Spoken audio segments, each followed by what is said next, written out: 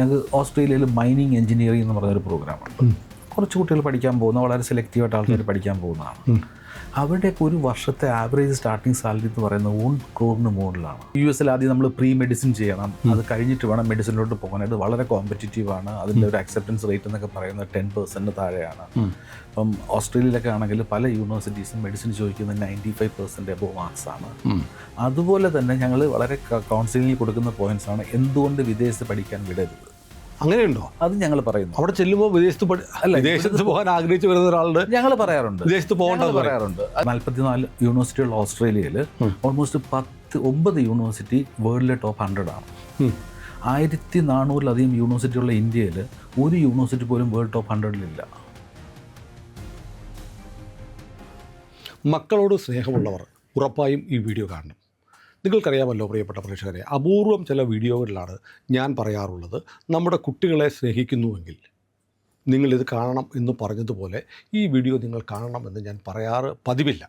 അങ്ങനെ പറയുന്ന വീഡിയോകളെല്ലാം നിങ്ങൾ കണ്ടിട്ടുണ്ട്, നിങ്ങൾക്കത് മനസ്സിലായിട്ടുണ്ടോ? ഞാൻ വളരെ ഗൗരവമുള്ള വിഷയമാണ് സംസാരിക്കാൻ പോകുന്നതെന്ന്. നമുക്കറിയാം, നമ്മളെല്ലാം ജീവിക്കുന്നത് നമ്മുടെ കുഞ്ഞുങ്ങൾക്ക് വേണ്ടിയാണ്.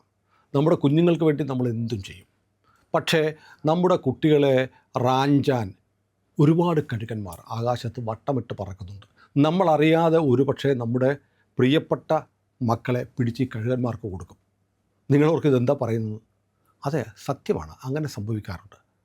അങ്ങനെയും സംഭവിക്കും. നമ്മൾ അറിഞ്ഞുകൊണ്ട് നമ്മുടെ മക്കളെ ഇരപിടിയന്മാർക്ക് കൊടുക്കുന്ന ഒരു കാലത്താണ് നമ്മൾ ജീവിക്കുന്നത്. എൻ്റെ ഒരു അനുഭവം പറയാം. എൻ്റെ ഒരു സുഹൃത്ത് ഒരു 10 വർഷം മുമ്പാണ്, ഇപ്പോൾ നമ്മൾ ഉക്രൈൻ യുദ്ധം നടക്കുന്നു, 5 വർഷമായി യുദ്ധം നടക്കുന്നു. അതിനു മുമ്പ്, യുദ്ധമൊക്കെ ആരംഭിക്കുന്നതിന് മുമ്പ്, റഷ്യയും ഉക്രൈനും തമ്മിലുള്ള ഈ പ്രശ്നങ്ങളൊക്കെ ഉണ്ടാവുന്നതിന് മുമ്പ് ആലപ്പുഴയിലുള്ള എൻ്റെ സുഹൃത്ത് അദ്ദേഹത്തിൻ്റെ ഒരൊറ്റ മകനേ ഉള്ളൂ. ആ മകനെ MBBS പഠിക്കാൻ വേണ്ടി ഉക്രൈനിലേക്ക് വിട്ടു. പിന്നെ ഒരു 2 വർഷം കഴിയുമ്പോൾ ആ കുട്ടി ജഡമായിട്ടാണ് തിരിച്ചു വന്നത്. അവിടെ ചെന്നു പെട്ടത് ഒരു വലിയ മാഫിയ സംഘത്തിൻ്റെ കയ്യിൽപ്പെട്ടതുപോലെയാണ്.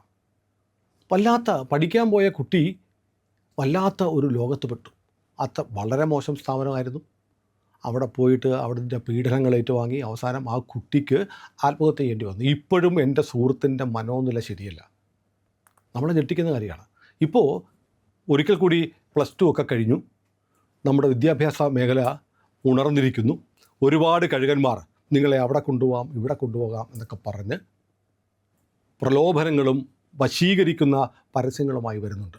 വിദ്യാഭ്യാസം ഒരു വലിയ കച്ചവടമാണ്. നമുക്കറിയാം, നമ്മുടെ മക്കൾക്ക് വേണ്ടി നമ്മൾ എന്തും ചെയ്യും, വിറ്റുപെറുക്കിയും നമ്മുടെ കുഞ്ഞുങ്ങളെ പഠിപ്പിക്കാൻ നമ്മൾ തയ്യാറാവും. പക്ഷേ നമ്മുടെ കുട്ടികളെ റാഞ്ചിക്കൊണ്ടു പോകുന്ന കഴുകന്മാരെ നമുക്കറിയില്ല. അവർ നല്ല മേക്കപ്പൊക്കെ ഇട്ട് വന്നിരിക്കും. അപ്പോൾ ഞാൻ മുമ്പൊരിക്കൽ ഒരു 2 വർഷം മുമ്പ് ഈ മേഖലയിൽ നടക്കുന്ന തട്ടിപ്പുകളെക്കുറിച്ച് ജനങ്ങളെ അറിയിക്കാൻ വേണ്ടി ഒരു വീഡിയോ ചെയ്തിരുന്നു. അന്ന് ഞാൻ സമീപിച്ചത് കേരളത്തിൽ തന്നെ ഏറ്റവും നന്നായിട്ട് വിദ്യാഭ്യാസ കൺസൾട്ടൻസി നടത്തുന്ന, നമുക്ക് വളരെ അടുപ്പമുള്ള ശ്രീ P. മനോജിനെയാണ്. അദ്ദേഹം നമ്മുടെ ഫ്ലോറിലുണ്ട്. സ്വാഗതം. അദ്ദേഹത്തെ കുറിച്ച് പറയുമ്പോൾ കഴിഞ്ഞ 33 വർഷമായി അദ്ദേഹം വിദ്യാഭ്യാസ മേഖലയിൽ പ്രവർത്തിക്കുന്നുണ്ട്. അദ്ദേഹവും കുട്ടികളെ വിദേശത്തേക്ക് അയക്കുന്ന ആളാണ്. പക്ഷേ അദ്ദേഹം പറയുന്നു, നിങ്ങൾ എൻ്റെ സ്ഥാപനത്തിൽ വന്ന് കുട്ടികളെ ചേർക്കണമെന്നല്ല അദ്ദേഹം അന്ന് എന്നോട് പറഞ്ഞത്. നിങ്ങൾ എൻ്റെ സ്ഥാപനത്തിൽ വന്നാലും നിങ്ങൾ നോക്കേണ്ടത് വിദേശത്തുള്ള വിദ്യാഭ്യാസ സ്ഥാപനങ്ങളുടെ ക്രെഡൻഷ്യൽസ് നോക്കാതെ നമ്മൾ കുട്ടികളെ അയച്ചാൽ നമുക്ക് അബദ്ധം പറ്റും എന്ന് പറഞ്ഞു. അതാണ് ഏറ്റവും പ്രധാനപ്പെട്ടത്. എല്ലാം നിങ്ങൾ വരൂ, ഞാൻ 50,000 പേരെ കയറ്റി അയച്ചു എന്ന് പറയുന്ന സ്ഥാപനങ്ങൾ നമ്മുടെ നാട്ടിലുണ്ട്. പത്രങ്ങളിലെല്ലാം മുഴുനീള ജാക്കറ്റ് പരസ്യം വരും, വിദ്യാഭ്യാസ സ്ഥാപനങ്ങളുടെ പരസ്യം. പക്ഷേ അതിൽ ഏതാണ്ട് 95% ഫേക്കാണ്. അവിടെ പോകുന്ന കുട്ടികൾ അടിമപ്പണി ചെയ്യുന്നവരുണ്ട്. ജോലി എടുത്ത് പാർട്ട് ടൈം ജോബ് കൂടെ ചെയ്യാമെന്നൊക്കെ പറഞ്ഞാൽ പോകുന്നു. പക്ഷേ വഴിതെറ്റി പോകുന്നവരുണ്ട്. കാരണം അവർക്ക് പറ്റുന്ന കോഴ്സിന് ചേരാൻ പറ്റാതെ വരുന്നു. നിരാശരായി തിരിച്ചു വരുന്നവരുണ്ട്. വന്നതിന് ശേഷം ഒരുപാട് പണം നഷ്ടപ്പെട്ട് വിലപിക്കുന്നവരുണ്ട്. അപ്പോൾ അതുകൊണ്ട് പ്രിയപ്പെട്ട പ്രേക്ഷകരെ, നമ്മുടെ കുട്ടികൾക്ക് ശരിയായ വഴി കാട്ടാൻ വിദേശത്ത് പോയി പഠിക്കണമെങ്കിൽ ആരെയും കണ്ണുപൂട്ടി വിശ്വസിച്ച് പോകാൻ പറ്റുമോ?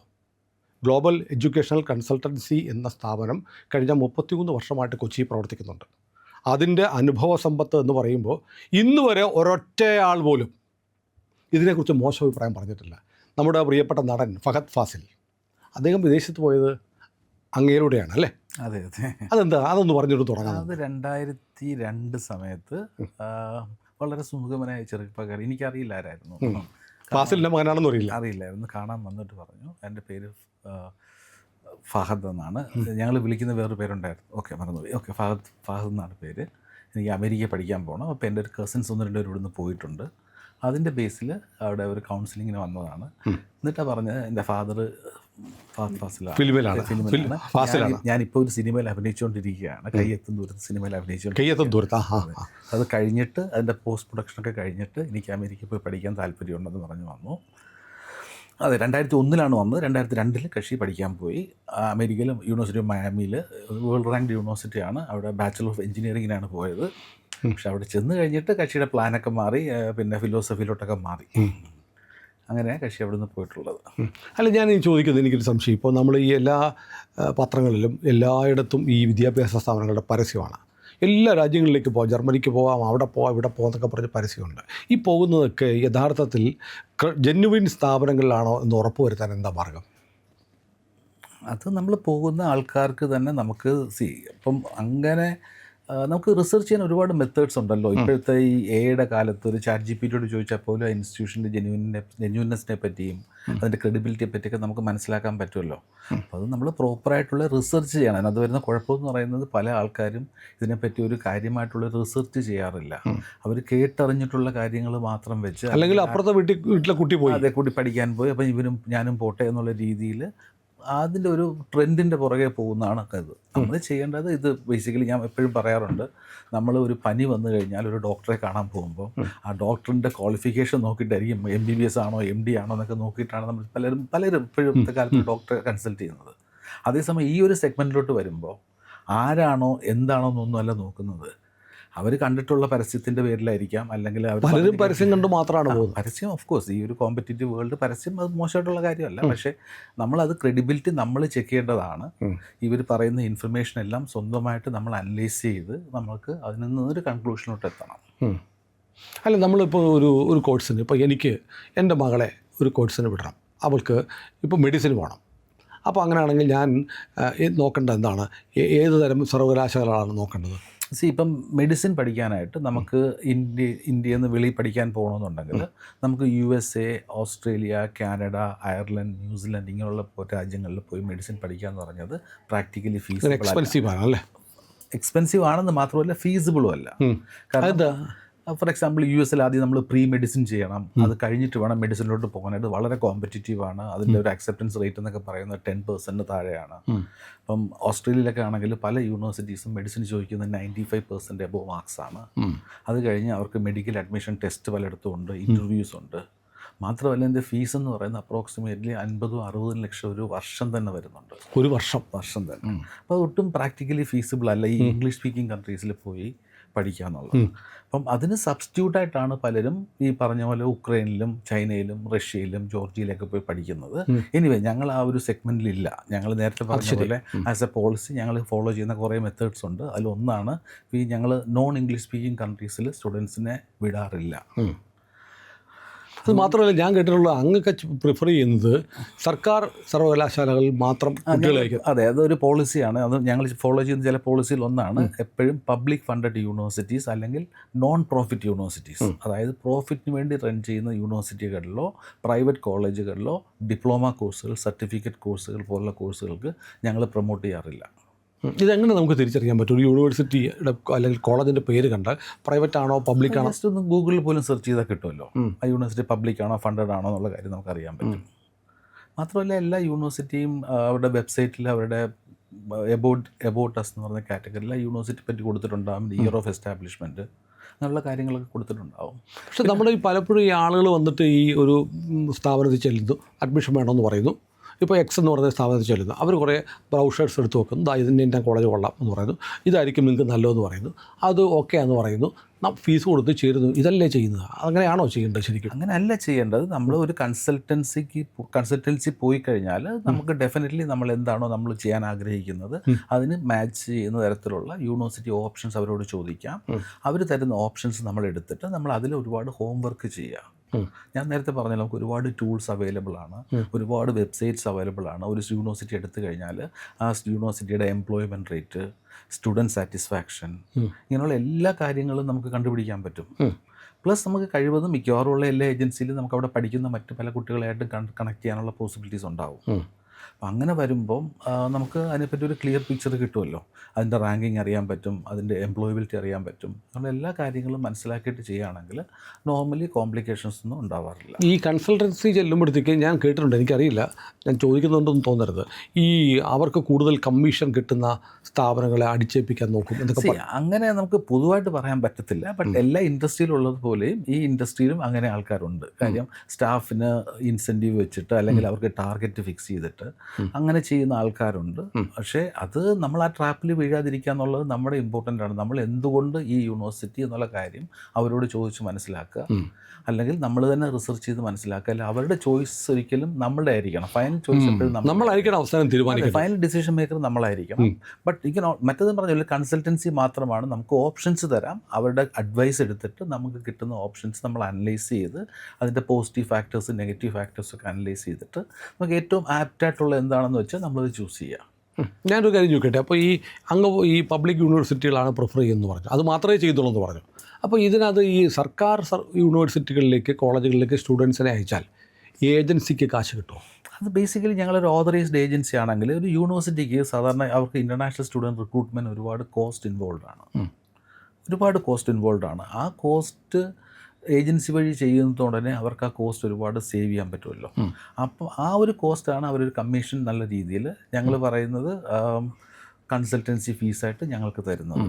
പിന്നെ പബ്ലിക് യൂണിവേഴ്സിറ്റി ആകുമ്പോൾ ഒരു കുഴപ്പമെന്ന് പറയുന്നത് പ്രൈവറ്റ് ഇൻസ്റ്റിറ്റ്യൂഷൻസ് പോലെ കൊടുക്കാൻ പറ്റില്ല. അതിന് സ്റ്റാൻഡേർഡ് ആയിട്ടുള്ളൊരു പേയ്മെൻ്റ് ആയിരിക്കും. അപ്പോൾ സ്വാഭാവികമായിട്ടും ഈ ഏജൻസികൾ കൂടുതലും പ്രിഫർ ചെയ്യുന്നത് പ്രൈവറ്റ് യൂണിവേഴ്സിറ്റികളിലേക്ക് പിള്ളേരെ വിടാനായിരിക്കാം. എല്ലാ ഏജൻസീസും അല്ല, ഇതിനകത്ത് ബേസിക്കലി ഇത് പ്രൈമറി മോട്ടീവ് മണി മേക്കിംഗ് ആയിട്ട് വരുന്ന ഏജൻസീസ് ഉണ്ട്. അതെ. പക്ഷേ അതല്ലാതെ വളരെ ഞങ്ങളെ പോലെ തന്നെ വളരെ ഡെഡിക്കേറ്റഡ് ആയിട്ട് സ്റ്റുഡൻസിനെ സപ്പോർട്ട് ചെയ്യുന്ന രീതിയിലുള്ള ഏജൻസീസ് ഒരുപാടുണ്ട്. അപ്പം അങ്ങനെയുള്ള ഏജൻസി പോവുകയാണെങ്കിൽ നമുക്ക് ഇങ്ങനെയുള്ള പ്രശ്നങ്ങൾ ഉണ്ടാകാനുള്ള ചാൻസ് കുറവാണ്. ഇപ്പോൾ പലരും ഈ ഇൻഡസ്ട്രിയിലോട്ട് വന്നതെന്ന് പറഞ്ഞാൽ പെട്ടെന്ന് പൈസ ഉണ്ടാക്കാൻ ഒരു വഴിയായിട്ട് വന്ന കുറേ ആൾക്കാരുണ്ട്. എല്ലാ ഇൻഡസ്ട്രിയിലും സംഭവിക്കുന്നതല്ലേ. അങ്ങനെ വന്നവർക്കാണ്, അങ്ങനെ ഉള്ളിടത്താണ് നമ്മൾ ഈ പ്രോബ്ലംസ് കൂടുതൽ ഫേസ് ചെയ്യുന്നത്. അല്ല, നമ്മൾ ഈ പേരൻസിനോട് ഇപ്പം എല്ലാവരും ഇപ്പോൾ അഡ്മിഷനും കോളേജുകളൊക്കെ സെലക്ട് ചെയ്യുന്ന സമയമാണ്. അപ്പം അങ്ങയുടെ ഈ ഒരു 3 പതിറ്റാണ്ട് 33 വർഷം ചെറിയ കാലമല്ല, അപ്പം അത് വലിയ ഹ്യൂജ് എക്സ്പീരിയൻസ് ഉണ്ട്. അപ്പോൾ ഈ 33 വർഷത്തെ അനുഭവത്തിൻ്റെ അടിസ്ഥാനത്തിൽ ഈ പേരൻസിനോട് എന്താ പറയാനുള്ളത്, അങ്ങയുടെ അനുഭവങ്ങൾ? ഞങ്ങളെപ്പോഴും എല്ലാവരോടും പറയുന്നത് എന്തുകൊണ്ട് വിദേശത്ത് പഠിക്കണം, എന്തിനാണ് വിദേശത്ത് പഠിക്കുന്നത് ആദ്യം പറയുന്ന 4-5 പോയിൻറ്റ്സ് ഉണ്ട്. അതുപോലെ തന്നെ ഞങ്ങൾ വളരെ കൗൺസിലിങ്ങിൽ കൊടുക്കുന്ന പോയിൻറ്റ്സാണ് എന്തുകൊണ്ട് വിദേശത്ത് പഠിക്കാൻ വിടരുത്. അങ്ങനെയുണ്ടോ? അത് ഞങ്ങൾ പറയുന്നു. അവിടെ ചെല്ലുമ്പോൾ വിദേശത്ത് പോകാൻ ആഗ്രഹിച്ച് വരുന്ന ഒരാളുടെ ഞങ്ങൾ പറയാറുണ്ട്, വിദേശത്ത് പോകേണ്ടത് പറയാറുണ്ട്. അതിന് 1-2 കാര്യം പറയാം. ഞങ്ങൾ പലപ്പോഴും പറയാറുണ്ട്, ഇഫ് നിങ്ങളുടെ കുട്ടിക്ക് is capable of getting into IIT or IIM കിട്ടാൻ സാധ്യതയുള്ള സ്റ്റുഡൻ്റ് ആണെങ്കിൽ വിദേശത്ത് വിടേണ്ട ആവശ്യമില്ല.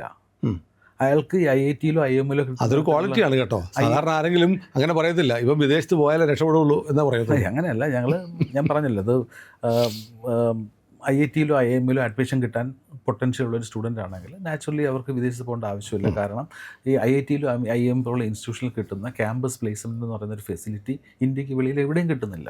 നമ്മളിപ്പോൾ ഹാർവേഡ് യൂണിവേഴ്സിറ്റി പോയി പഠിച്ചാൽ പോലും ഒരിക്കലും നമുക്കൊരു ക്യാമ്പസ് പ്ലേസ്മെൻറ്റോ അല്ലെങ്കിൽ കിട്ടത്തില്ല. അവിടെ അങ്ങനെ ട്രെൻഡ് ഒരു പോളിസി ഇല്ല അവിടെ. ഇന്ത്യയിൽ മാത്രമുള്ള ഒരു സിസ്റ്റമാണ് ക്യാമ്പസ് പ്ലേസ്മെന്റ് എന്ന് പറയുന്നത്. ഇന്ത്യയിലേ ഉള്ളൂ അല്ലേ? മിക്കവാറും ഡെവലപ്ഡ് കൺട്രീസിലൊന്നുമില്ല. അവർക്ക് പ്ലേസ്മെന്റ് അസിസ്റ്റൻസ് ഉണ്ട്. പ്ലേസ്മെന്റ് അസിസ്റ്റൻസ് എന്ന് പറയുന്നത് ഒരു കമ്പനി വന്ന് റിക്രൂട്ട് ചെയ്ത് പോവുകയല്ല, അവരുടെ CV ജനറേഷൻ അല്ലെങ്കിൽ അവരുടെ ഇന്റർവ്യൂ പ്രിപ്പറേഷൻ അങ്ങനെയുള്ള കാര്യങ്ങളൊക്കെ യൂണിവേഴ്സിറ്റിക്ക് പ്ലേസ്മെന്റ് സെൽ ജോലി നമ്മൾ തന്നെ കണ്ടെത്തണം. കാര്യം അവിടെ മ്യൂച്വൽ ആണല്ലോ. ഇവിടുത്തെ പോലെ മ്യൂച്വലി ബെനിഫിഷ്യൽ മ്യൂച്വലി ഇഷ്ടപ്പെടുന്നതായിരിക്കണം. എംപ്ലോയറിനും എംപ്ലോയിക്ക് ഈക്വൽ റൈറ്റ് ഉണ്ട് അവിടെ. ഇവിടുത്തെ പോലെ ഓൺ സൈഡഡ് അല്ല. അതുകൊണ്ട് അവിടെ അങ്ങനെ സംഭവിക്കാറുള്ളത്. പക്ഷേ ഇവിടെ IIT IIM-ലൊക്കെ ആണെങ്കിൽ നമുക്ക് ഇറങ്ങുന്ന സമയത്ത് തന്നെ ആ ഒരു പാക്കേജിലുള്ള സാലറി ഒന്നും ഒരിക്കലും വേറെ ആ ലക്ഷറി വേറെ എങ്ങും കിട്ടില്ല. അതുപോലെ തന്നെ ഞങ്ങൾ പറയാറുണ്ട്, പലരും ഒരു പ്രോപ്പറായിട്ടുള്ള ഫിനാൻഷ്യൽ പ്ലാനിങ് ഇല്ലാത്ത ഒരാൾ, അതായത് നമുക്കത് അഫോർഡ് ചെയ്യാൻ പറ്റില്ലെങ്കിൽ വിദേശത്ത് പോകരുത്. ഇപ്പം പലരും മിസ്ലീഡ് എന്ന് പറഞ്ഞാൽ ഒരു സെമസ്റ്ററിലേക്കുള്ള പൈസ നിങ്ങൾ എവിടെയെങ്കിലും ജനറേറ്റ് ചെയ്ത് ബാക്കിയൊക്കെ അവിടെ പോയി സ്കോളർഷിപ്പ് അല്ല വർക്ക് ചെയ്തുണ്ടാക്കാം. നമുക്ക് വർക്ക് ചെയ്യാം, depends on the country, work ചെയ്യാൻ പറ്റും, വർക്ക് ചെയ്ത് പൈസ ജനറേറ്റ് ചെയ്യാൻ പറ്റും. പക്ഷേ നമുക്ക് അവിടെ ലിവിങ് എക്സ്പെൻസ് ഉണ്ട്. ആ ലിവിങ് എക്സ്പെൻസിന് പുറമെ ട്യൂഷൻ ഫീസും കൂടെ ഉണ്ടാക്കാമെന്ന് പറഞ്ഞത് പ്രാക്ടിക്കലി എല്ലാവരെ കൊണ്ടും പറ്റുന്ന കാര്യമല്ല. അതിൻ്റെ ചെറിയൊരു പെർസെൻറ്റേജ് ഒക്കെ ഉണ്ടാക്കാൻ പറ്റുമായിരിക്കും, പക്ഷേ ടോട്ടലി അങ്ങനെ ഒരു പ്ലാനിങ്ങിൽ പോകാൻ പറ്റില്ല. അപ്പോൾ ഞങ്ങൾ വഴി പോകുന്ന എല്ലാ സ്റ്റുഡൻസിനും ഞങ്ങൾ എപ്പോഴും പറയുന്നത് നിങ്ങൾക്ക് പ്രോപ്പറായിട്ടുള്ളൊരു ഫിനാൻഷ്യൽ പ്ലാനിങ് ഉണ്ടായിരിക്കണം.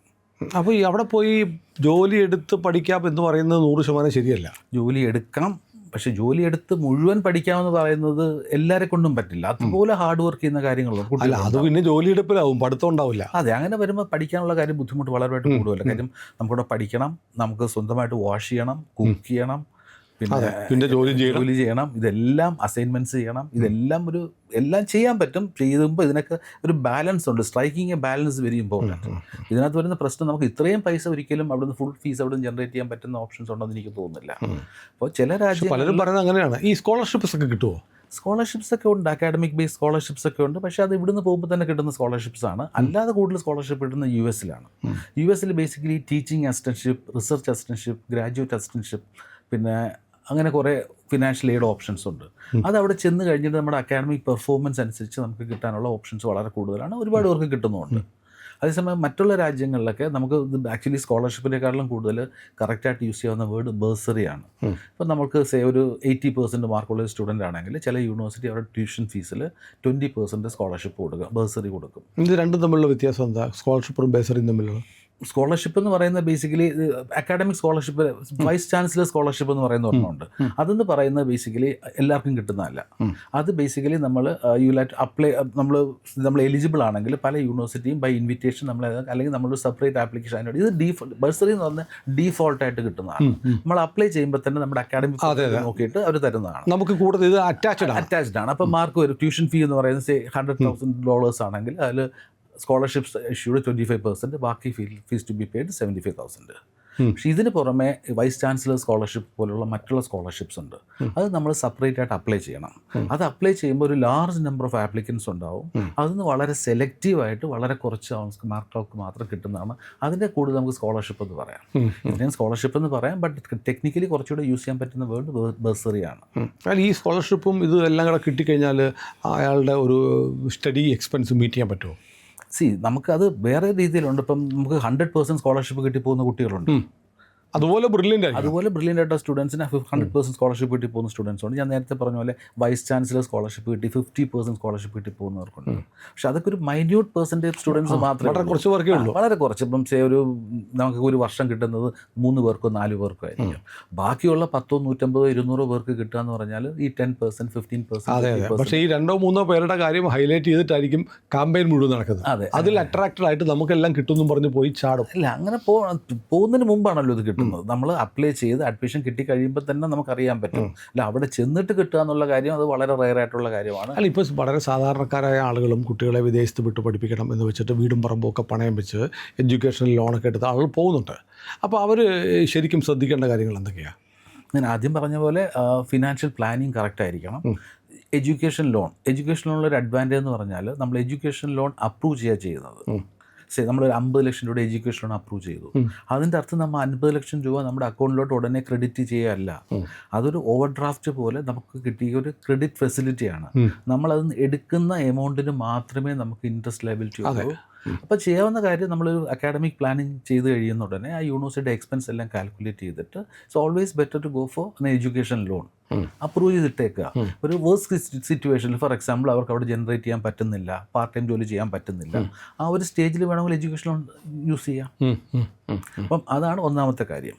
പിന്നെ രണ്ടാമത്തെ കാര്യം, ഞങ്ങൾ ആസ് എ റെസ്പോൺസിബിൾ കൺസൾട്ടൻസ് ഞങ്ങൾ എപ്പോഴും എംഫസിസ് ചെയ്യുന്ന ഒരു കാര്യം എന്ന് പറയുന്നത് റിട്ടേൺ ഓൺ ഇൻവെസ്റ്റ്മെൻറ്റ്. അതായത് നമ്മളെല്ലാം ലോൺ എടുത്തായിരിക്കും പോവുക. ഏത് രാജ്യത്ത് പഠിക്കാൻ പോയാലും നിങ്ങളുടെ ആ ഇൻവെസ്റ്റ് ചെയ്യുന്ന പൈസ അവിടുന്ന് തന്നെ റിക്കവർ ചെയ്യാനുള്ള ഒരു ഫെസിലിറ്റി ഉണ്ടായിരിക്കണം, അതിനുള്ള പോസിബിലിറ്റി ഉണ്ടായിരിക്കണം. അതെങ്ങനെയാണ്? ഫോർ എക്സാമ്പിൾ, ഇപ്പോൾ ഞാൻ ഉദാഹരണം പറഞ്ഞാൽ, ഏറ്റവും ഓസ്ട്രേലിയ പോകുന്നൊരു കുട്ടി പഠിച്ചു കഴിഞ്ഞാൽ 2 മുതൽ 5 വർഷം വരെ വർക്ക് പെർമിറ്റ് ഉണ്ട്. 5 വർഷം അവിടെ നിന്ന് വർക്ക് ചെയ്യുകയാണെങ്കിൽ നാച്ചുറലി നമ്മളെടുത്ത ട്യൂഷൻ ഫീസ് അതിൻ്റെ ഇൻട്രസ്റ്റ് അതിൻ്റെ എത്ര ഇരട്ടി തിരിച്ചുണ്ടാക്കാമല്ലോ. ഇപ്പം UK പോലും അപ്രോക്സിമേറ്റ്ലി 1.5 വർഷം വർക്ക് പെർമിറ്റ് ഉണ്ട്. അപ്പം നമ്മൾ കോഴ്സ് കഴിഞ്ഞിട്ട് ആ 1.5 വർഷം അവിടുത്തെ മിനിമം വേജ് വെച്ച് വർക്ക് ചെയ്താൽ പോലും നമ്മൾ സ്പെൻഡ് ചെയ്യുന്നതിനേക്കാളും കൂടുതൽ പൈസ നമുക്ക് തിരിച്ചുണ്ടാക്കാൻ പറ്റും. അപ്പം ഒരു പ്രൈമറി ഒബ്ജക്റ്റീവ് എന്ന് പറയുന്നത് അവരുടെ റിട്ടേൺ ഓൺ ഇൻകം. നമ്മൾ ഒരിക്കലും ലയബിലിറ്റി ആവരുത് പഠിക്കാൻ. അങ്ങനെ എല്ലാ രാജ്യങ്ങളിലും ഇതുപോലെ ഈ കോഴ്സ് കഴിഞ്ഞ് 1.5 വർഷം അവിടെ നിൽക്കാൻ സംവിധാനം ഉണ്ടോ? ഞങ്ങൾ അങ്ങനെയുള്ള രാജ്യങ്ങളിൽ മാത്രമേ സെലക്ട് ചെയ്ത് സ്റ്റുഡൻസിനെ വിടാറുള്ളൂ. ഇപ്പം US-ലാണെങ്കിൽ OPT എന്ന് പറയുന്നത് ഓപ്ഷണൽ പ്രാക്ടിക്കൽ ട്രെയിനിങ് എന്ന് പറയുന്നത് 1 വർഷം മുതൽ 3 വർഷം വരെ നിൽക്കാൻ പറ്റും. ഓസ്ട്രേലിയയിൽ 2 വർഷം മുതൽ 5 വർഷം വരെ നിൽക്കാൻ പറ്റും. ന്യൂസിലൻഡിൽ 3 വർഷം വരെ നിൽക്കാൻ പറ്റും. UK 1.5 വർഷം 18 മാസം വരെ.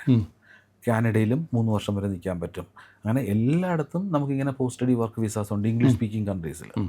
പിന്നെ രണ്ടാമത്തെ അഡ്വൈസ് ഞങ്ങൾ കൊടുക്കുന്നത് എപ്പോഴും കഴിവതും ഒരു ഇംഗ്ലീഷ് സ്പീക്കിംഗ് കൺട്രി ചൂസ് ചെയ്യുക. നമ്മളൊരു നോൺ ഇംഗ്ലീഷ് സ്പീക്കിംഗ് കൺട്രി പോയി കഴിയുമ്പോൾ നമ്മുടെ ഒരു പ്രശ്നം എന്ന് പറയുന്നത് നമുക്ക് ഏത് രാജ്യത്ത് പോയാലും നമ്മുടെ ലിവിങ് എക്സ്പെൻസ് ഒരു മേജർ ഫാക്ടറാണ്. എസ്പെഷ്യലി യൂറോപ്പിലൊക്കെ പോയി കഴിഞ്ഞാൽ ഒരു ഇന്ത്യൻ കറൻസിയിൽ ഒരു 60,000-70,000 രൂപയില്ലാതെ നമുക്കൊരു മാസം അവിടുത്തെ ലിവിങ് എക്സ്പെൻസ് മീറ്റ് ചെയ്യാൻ പറ്റില്ല. നമ്മളൊരു ഇംഗ്ലീഷ് സ്പീക്കിംഗ് കൺട്രിയിലാണ് പോകുന്നതെങ്കിൽ നമുക്കവിടെ വർക്ക് ചെയ്യാൻ പെർമിഷൻ ഉള്ളതുകൊണ്ട് നമ്മൾ എന്തെങ്കിലും ഓഡ് ജോബ്സ് ചെയ്താൽ പോലും പാർട്ട് ടൈം ജോബ്സ് ചെയ്താൽ പോലും നമ്മുടെ ലിവിങ് എക്സ്പെൻസ് നമുക്ക് മീറ്റ് ചെയ്യാൻ പറ്റും. പക്ഷേ ഒരു നോൺ ഇംഗ്ലീഷ് സ്പീക്കിംഗ് കൺട്രി പോകുമ്പോൾ നമ്മൾ ഫേസ് ചെയ്യുന്ന ഏറ്റവും വലിയ ചലഞ്ച് എന്ന് പറയുന്നത് നമുക്ക് ലോക്കൽ ലാംഗ്വേജ് അറിയാതെ ഒരു അവിടുത്തെ ലിവിങ് എക്സ്പെൻസ് മീറ്റ് ചെയ്യാൻ പ്രയാസമായിരിക്കും. ഇതൊരു എക്സെപ്ഷൻ എന്ന് പറയുന്നത് if you are too good in learning languages. For example ഇപ്പോൾ ജർമ്മനി പോകുന്ന ഒരാൾ പോകുന്നതിന് മുമ്പായിട്ട് തന്നെ ജർമ്മൻ ലാംഗ്വേജിൽ ഒരു B2 ലെവൽ പ്രൊഫഷൻസി എടുത്ത് പോവുകയാണെങ്കിൽ അവർക്ക് പ്രോബ്ലം ഇല്ല. പക്ഷേ അങ്ങനെ ആ ഒരു ലാംഗ്വേജ് പ്രൊഫഷൻസി എടുക്കാനുള്ള സ്കില്ല് എല്ലാവരെ കൊണ്ടും പറ്റില്ല. ഞാനിപ്പോൾ എക്സാമ്പിളായിട്ട് പറഞ്ഞാൽ ഇവിടെ 15-16 വർഷമായിട്ട് ഇംഗ്ലീഷ് മീഡിയത്തിൽ പഠിക്കുന്ന ഒരു സ്റ്റുഡൻറ്റിനോട് ഇംഗ്ലീഷിന് B2 ലെവൽ പ്രൊഫഷൻസി എടുക്കാൻ പറഞ്ഞാൽ പകുതി ആൾക്കാർ നിർത്തിയിട്ട് പോകും. ആ കോണ്ടെക്സ്റ്റിൽ നമ്മളൊരു പുതിയ ലാംഗ്വേജ് 6 മാസം കൊണ്ടോ 1 വർഷം കൊണ്ടോ പറ്റുന്നവരുണ്ട്. നമ്മൾ അത്രയും ഡെഡിക്കേഷൻ ഉള്ളവർക്ക് കുഴപ്പമില്ല. പക്ഷെ അല്ലാത്തവരെടുത്ത് കഴിയുമ്പം ഇതാണ് വരുന്ന പ്രോബ്ലം. പിന്നെ നമ്മളൊരു നോൺ ഇംഗ്ലീഷ് സ്പീക്കിംഗ് കൺട്രീസിൽ പഠിച്ചു കഴിഞ്ഞിട്ട് നമുക്കൊരു ജോലി കിട്ടണമെന്നുണ്ടെങ്കിൽ നമ്മുടെ ലോക്കൽ ലാംഗ്വേജ് പ്രൊഫഷൻസി ഇല്ലാതെ നമുക്കവിടെ ജോലി കിട്ടാനുള്ള ചാൻസസ് വളരെ കുറവാണ്. ഒരു സൂപ്പർ മാർക്കറ്റിൽ പോലും ജോലി ചെയ്യണമെങ്കിൽ അവിടുത്തെ ലോക്കൽ ലാംഗ്വേജ് അറിയണം. അപ്പം അതുകൊണ്ട് ഞങ്ങൾ എപ്പോഴും അഡ്വൈസ് ചെയ്യുന്നത് ഒരു കാര്യം എന്ന് പറയുന്നത് go to an English speaking country always possible. അതായത് ഒന്ന് ഇംഗ്ലീഷ് സംസാരിക്കുന്ന രാജ്യങ്ങൾ സെലക്ട് ചെയ്യുക. രണ്ട് അങ്ങ് പറഞ്ഞതുപോലെ ഗ്ലോബലിൽ അത് മാത്രമല്ലേ ഉള്ളൂ. അതായത് കോഴ്സ് കഴിഞ്ഞാൽ 2-3 വർഷം ജോലി ചെയ്യാൻ പറ്റുന്ന രാജ്യങ്ങൾ ഓപ്റ്റ് ചെയ്യുക. അതെ, പോസ്റ്റ് സ്റ്റഡി വർക്ക് വിസ ഉള്ള ഓപ്ഷൻസ് രാജ്യങ്ങൾ ചൂസ് ചെയ്യുക. പിന്നെ മൂന്നാമത്തെ കാര്യം ഞങ്ങൾ എപ്പോഴും പറയുന്നത് കഴിയുന്നതും ഇൻ്റർനാഷണലി റിക്കഗ്നൈസ്ഡ് ആയിട്ടുള്ള ഒരു ക്വാളിഫിക്കേഷൻ ചൂസ് ചെയ്യുക. ഫോർ എക്സാമ്പിൾ കഴിവതും IIT അല്ലെങ്കിൽ IIM അതേ റാങ്കിങ്ങിൽ അതിനെക്കാട്ടിലും മികച്ച റാങ്കിങ് ഉള്ള യൂണിവേഴ്സിറ്റീസ് ചൂസ് ചെയ്യുക. കാരണം എന്ന് പറയുന്നത് ഇന്നത്തെ ഇവോൾവിംഗ് വേൾഡ് എക്കണോമിയിൽ നാളെ എന്താ സംഭവിക്കുമെന്ന് നമുക്കറിയില്ല. നമ്മൾ പോയി പഠിക്കുന്നു, അത് കഴിഞ്ഞ് 3-4 വർഷം വർക്ക് ചെയ്യുന്നു. ഇപ്പം ട്രംപിനെ പോലെ ഒരാൾ വന്നിട്ട് റൂൾസ് ചെയ്യുന്നു, നാളെ നിങ്ങൾ നിൽക്കേണ്ട, ദർ ഇസ് നോ പോസിബിലിറ്റി പറഞ്ഞാൽ നമ്മൾ എന്ത് ചെയ്യും? അപ്പോൾ നമ്മുടെ ഡിഗ്രി ഇൻ്റർനാഷണലി അക്സെപ്റ്റഡ് ആണെങ്കിൽ, റിക്കഗ്നൈസ്ഡ് ആണെങ്കിൽ നമുക്ക് ആ ഡിഗ്രി വെച്ചിട്ട് നമുക്ക് ലോകത്തിൻ്റെ ഏത് പാർട്ടി പോയാലും നമുക്ക് സർവൈവ് ചെയ്യാം. മിഡിൽ ഈസ്റ്റിൽ വളരെ അക്സെപ്റ്റഡ് ആണ് ഇങ്ങനത്തെ ഡിഗ്രി. മറ്റുള്ള രാജ്യങ്ങളിൽ ഇമിഗ്രേഷൻ യൂസ് ചെയ്യാൻ പറ്റും. അപ്പം അല്ലെങ്കിൽ ഇന്ത്യ വന്നാൽ പോലും ഒരു MNCയിലൊക്കെ ജോലി കിട്ടണമെങ്കിൽ ആ ഡിഗ്രി ഒരു വേൾഡ് ക്ലാസ് ഡിഗ്രി ആണെങ്കിൽ അവർക്ക് അവിടെ നിന്ന് കിട്ടിയ എക്സ്പോഷർ എല്ലാം വെച്ച് കറക്റ്റായിട്ട് യൂസ് ചെയ്യാൻ പറ്റും. അപ്പം അങ്ങനെ ഒരു ഇമ്പോർട്ടൻറ്റ് പോയിന്റ് ഞങ്ങൾ എപ്പോഴും എംഫസൈസ് ചെയ്യുന്ന അതാണ്. അതുകൊണ്ടാണ് ഞങ്ങൾ പറയുന്നത് ഞങ്ങൾ ഡിപ്ലോമയ്ക്കോ സർട്ടിഫിക്കറ്റ് കോഴ്സുകൾക്കോ അല്ലെങ്കിൽ അങ്ങനത്തെ പ്രൈവറ്റ് ഇൻസ്റ്റിറ്റ്യൂഷനിൽ കുട്ടികളെ വിടാറില്ല. അപ്പം ഇങ്ങനെ 3-4 പോയിന്റ്സ് നമ്മൾ ഫോക്കസ് ചെയ്ത് കഴിഞ്ഞാൽ അതിനകത്ത് മാക്സിമം അതിനകത്ത് റിസ്ക് ഫാക്ടേഴ്സ് ഒന്നും ഉണ്ടാവുന്നില്ല. കാര്യം നമ്മുടെ ഡിഗ്രി ഇൻ്റർനാഷണൽ റിക്കഗ്നൈസ്ഡ് ആണ്. നമ്മുടെ കോസ്റ്റ് ഓഫ് ഇൻവെസ്റ്റ്മെൻറ്റ് നമുക്ക് തിരിച്ച് കിട്ടുന്നുണ്ട്. പിന്നെ നമുക്ക് പഠിച്ചു കഴിയുമ്പോൾ 2-3-4 വർഷം ഇങ്ങനെ ഒരു ഡെവലപ്ഡ് കൺട്രിയിൽ താമസിച്ച് പഠിച്ച് ജോലി ചെയ്യാൻ പറ്റും. ജോലി ചെയ്യുന്നതുകൊണ്ട് മാത്രമല്ല അവർക്കുണ്ടാകുന്ന ഒരു പേഴ്സണാലിറ്റി ഡെവലപ്മെൻറ്റ്, അവരുടെ കമ്മ്യൂണിക്കേഷൻ സ്കിൽസ്, അവരുടെ ഒരു കോൺഫിഡൻസ് ലെവല്, ഇതെല്ലാം അവരുടെ കരിയറിന് ഒരുപാട് ഹെൽപ്പ് ചെയ്യും. ഇതൊക്കെയാണ് നമ്മൾ കൂടുതൽ ശ്രദ്ധിക്കേണ്ടത്. അല്ല, ഇപ്പോൾ ഈ ട്രെൻഡൊക്കെ ഒന്ന് മാറി വരുന്നുണ്ടല്ലേ? നമ്മൾ 2 വർഷം മുമ്പ് സംസാരിക്കുന്ന 2 വർഷം മുമ്പ് കണ്ടതിനെക്കാട്ടിലും ഒരുപാട് ചേഞ്ച് വന്നിട്ടുണ്ട്.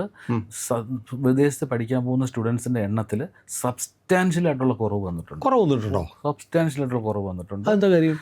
കാരണം ഞാൻ പറഞ്ഞല്ലോ, ആ ട്രെൻഡ് വന്ന സമയത്ത് ഇവിടുന്ന് 10,000-കണക്കിന് കുട്ടികളാണ് വിദേശത്ത് പഠിക്കാൻ പോയത്. അതൊന്നും ഈ പ്രോപ്പറായിട്ടുള്ള പ്ലാനിങ്ങോ ഒന്നും ഉണ്ടായപ്പോഴല്ല. ഏത് കോഴ്സിനാണ് പോയെന്ന് പോലും പലർക്കും അറിയില്ല. അങ്ങനത്തെ കോഴ്സൊക്കെ എടുത്ത് പോയ പല ആൾക്കാരും ഇപ്പം ഒരു തിരിച്ചു വരുന്ന ഒരു സ്റ്റേജിലോട്ട് വന്നുകൊണ്ടിരിക്കുക. കോഴ്സ് പൂർത്തിയാക്കാതെ പോലും കോഴ്സ് പൂർത്തിയാക്കിയവർ പോലും അവർക്ക് ബേസിക്കലി ഫർദർ എംപ്ലോയ്മെൻറ്റ് അല്ലെങ്കിൽ പോസ്റ്റ് സ്റ്റഡി കിട്ടാതെ തിരിച്ചു വന്നുകൊണ്ടിരിക്കുന്ന ഒരു സ്റ്റേജാണ്. അപ്പോൾ അങ്ങനെ വരുന്ന ആൾക്കാരെ കാണുമ്പോൾ മറ്റുള്ളവർക്കും അതൊരു കൺസേൺ ആയിട്ട് വരും. അതുകൊണ്ട് പലരും ഒരു ട്രെൻഡിൻ്റെ പുറത്ത് പോകുന്ന ആൾക്കാർ ഇപ്പോൾ ഇല്ല. ഇപ്പം ഞങ്ങളെ സംബന്ധിച്ചിടത്തോളം ട്രെൻഡിൻ്റെ പുറത്ത് പോകുന്ന ഒരാൾക്കാരില്ല. പഠിക്കാനായിട്ട് വെൽ പ്ലാൻഡ് ആയിട്ട് പോകുന്ന ആൾക്കാർ എപ്പോഴും ഉണ്ട്. ആ ഒരു കാറ്റഗറി ഇപ്പോഴും സ്ട്രോങ് ആയിട്ടുണ്ട്. അവർ ബേസിക്കലി പഠിക്കുക, അല്ലെങ്കിൽ അവരുടെ ഇൻറ്റൻഷൻ എന്ന് പറയുന്നത് എന്താ, ഇന്ത്യക്കാട്ടിലും അല്ലെങ്കിൽ IIT റാങ്കിങ് ഉള്ള ഒരു യൂണിവേഴ്സിറ്റി പോയി പഠിക്കുക, അവിടെ നിന്ന് നമുക്ക് പോസ്റ്റ് സ്റ്റഡി വർക്ക് വിസ പീരീഡിൽ നല്ല എക്സ്പീരിയൻസ് ഗെയിൻ ചെയ്യുക. അത് കഴിഞ്ഞിട്ട് ചിലപ്പോൾ അവിടെ ഒരു PR അപ്ലൈ ചെയ്യാനുള്ള പോസിബിലിറ്റി ഉണ്ടെങ്കിൽ അത് യൂസ് ചെയ്യുക. ഇല്ലാന്നുണ്ടെങ്കിൽ നമ്മുടെ കോസ്റ്റ് നമ്മൾ റിക്കവർ ചെയ്യുന്നു. നമുക്ക് ആ ഡിഗ്രി വെച്ചിട്ട് വേറെ എവിടെ വേണമെങ്കിലും വർക്ക് ചെയ്യാനോ അല്ലെങ്കിൽ പോകാനുള്ള ഓപ്ഷൻസ് ഉണ്ട്. ഇപ്പോൾ പറഞ്ഞ ഈ PR പലരുടെയും ലക്ഷ്യമാണ്. നമ്മൾ കഴിഞ്ഞ് കഴിഞ്ഞാൽ അവിടുത്തെ സിറ്റിസൺ ആവാം, എൻ്റെ ഭാവിയിൽ എൻ്റെ പേരൻസിനെ അല്ലെങ്കിൽ സ്പൗസിനെ കൊണ്ടുപോകാം എന്നൊക്കെ കരുതി പോകുന്ന ആളുകളുണ്ട്. അതിൻ്റെ ഒരു പോസിബിലിറ്റീസ് കുറഞ്ഞ് നമുക്ക് PR ഫ്രണ്ട്ലി കൺട്രീസ് എന്ന് പറഞ്ഞ ചില രാജ്യങ്ങളുണ്ട്. ഫോർ എക്സാമ്പിൾ കാനഡ ഒരു PR ഫ്രണ്ട്ലി കൺട്രി. കാനഡ ഒരു വാസ്റ്റ് ഏരിയ ആണ്, ജനസംഖ്യ കുറവാണ്. അതെ, ഈവൻ ഓസ്ട്രേലിയ പോലെ. ഓസ്ട്രേലിയ എന്ന് പറയുന്നത് ഞങ്ങൾ എപ്പോഴും പറയുന്നത് ടെക്നിക്കലി ഇന്ത്യയുടെ 2.5 ഇരട്ടി വലിപ്പമുണ്ട്. പക്ഷേ പോപ്പുലേഷൻ എടുക്കുമ്പോൾ കേരളത്തിൻ്റെ പകുതിയേക്കാളും കുറച്ച് കൂടുതൽ. അതെ അതെ. അപ്പം അവർക്ക് ബേസിക്കലി ദേ ഹാവ് സ്കിൽ ഷോർട്ടേജും ഉണ്ട്, പോപ്പുലേഷൻ ഷോർട്ടേജും ഉണ്ട്. അപ്പം അങ്ങനെയുള്ള രാജ്യങ്ങളിൽ നമ്മൾ പഠിക്കാൻ പോയി കഴിയുമ്പോൾ എനിക്കൊന്ന് ഓസ്ട്രേലിയയുടെ ഒരു വർഷത്തെ ഇമിഗ്രൻ്റ് ഇൻടേക്ക് എന്ന് പറഞ്ഞാൽ അപ്രോക്സിമറ്റ്ലി 1.5 to 2 lakhs ആണ്. അപ്പം അതിലവർ ഫസ്റ്റ് പ്രിഫറൻസ് എപ്പോഴും കൊടുക്കുന്നത് അവിടുന്ന് ഗ്രാജുവേറ്റ് ചെയ്യുന്നവർക്കാണ്. അവർ വളരെ ക്ലിയർ ആയിട്ട് ഒരു ഓസ്ട്രേലിയൻ ഹൈക്കമ്മീഷൻ ഇൻ്റർവ്യൂവിൽ പറഞ്ഞിട്ടുണ്ട്. അതായത് അവിടെ വന്ന് പഠിച്ച് അവരുടെ എഡ്യൂക്കേഷൻ ഇൻസ്റ്റിറ്റ്യൂഷൻ എന്ന് പറയുന്നത് വെറും 44 യൂണിവേഴ്സിറ്റിയുള്ള ഓസ്ട്രേലിയയിൽ ഓൾമോസ്റ്റ് 9 യൂണിവേഴ്സിറ്റി വേൾഡിലെ ടോപ്പ് 100 ആണ്. 1400-ലധികം യൂണിവേഴ്സിറ്റിയുള്ള ഇന്ത്യയിൽ ഒരു യൂണിവേഴ്സിറ്റി പോലും വേൾഡ് ടോപ്പ് 100-ലില്ല. അപ്പം ആ യൂണിവേഴ്സിറ്റിയുടെ ക്വാളിറ്റി ഓഫ് എഡ്യൂക്കേഷൻ ബെറ്ററാണ്. അപ്പം അവിടെ വന്ന് അവിടുത്തെ ഒരു ക്വാളിറ്റി എഡ്യൂക്കേഷൻ കിട്ടിക്കഴിഞ്ഞിട്ട് അവിടെ നിന്ന് വർക്ക് ചെയ്ത് അവിടുത്തെ വർക്ക് കൾച്ചറായിട്ട് അഡ്ജസ്റ്റ് ചെയ്ത ഒരു ആപ്ലിക്കൻ്റ് ഉണ്ടെങ്കിൽ നാച്ചുറലി അവർക്കായിരിക്കും ഫസ്റ്റ് പ്രിഫറൻസ് അവിടെ PR കിട്ടാനായിട്ട്. അപ്പം അതിനുള്ളൊരു ഓപ്ഷനുണ്ട്. പക്ഷേ ഡസൻ മിസ് ഇതെല്ലാം നമ്മളുടെ ഒരു പ്രോബ്ലം എന്ന് പറയുന്നത് പഠിക്കാൻ പോയി എന്ന് പറഞ്ഞുകൊണ്ട് 100% PR കൊടുക്കുന്ന ഒരു രാജ്യവും ലോകത്തിൽ. അതെ അതെ. നമ്മൾ അത് അക്സെപ്റ്റ് ചെയ്ത് വേണം പോകാനായിട്ട്. It's all survival of the fittest. നമ്മൾ പോകുക, പഠിക്കുക എന്നുള്ളത് ഫസ്റ്റ്. പഠിച്ച് കഴിഞ്ഞിട്ട് ഗ്രാജുവേറ്റ് ചെയ്യുക, ഭംഗിയായിട്ട് ഗ്രാജുവേറ്റ് ചെയ്യുക. എന്നിട്ട് ആ പോസ്റ്റ് സ്റ്റഡി വർക്ക് വിസയിൽ നന്നായിട്ട് യൂട്ടിലൈസ് ചെയ്യുക. ആ സമയത്ത് PR-ന് വേണ്ടിയുള്ള കാര്യങ്ങൾ മൂവ് ചെയ്യുക. അത് സക്സസ്ഫുള്ളി ചെയ്യുന്ന ആൾക്കാർ ഒരുപാടുണ്ട്. നല്ല ശതമാനം ആൾക്കാർ ചെയ്യുന്നുണ്ട്. അങ്ങനെയുള്ളവർക്ക് PR കിട്ടാം. ഇപ്പം ചില രാജ്യങ്ങൾ, ഇപ്പോൾ ഫോർ എക്സാമ്പിൾ UK പോലുള്ള രാജ്യങ്ങൾ അത്ര PR ഫ്രണ്ട്ലി അല്ല.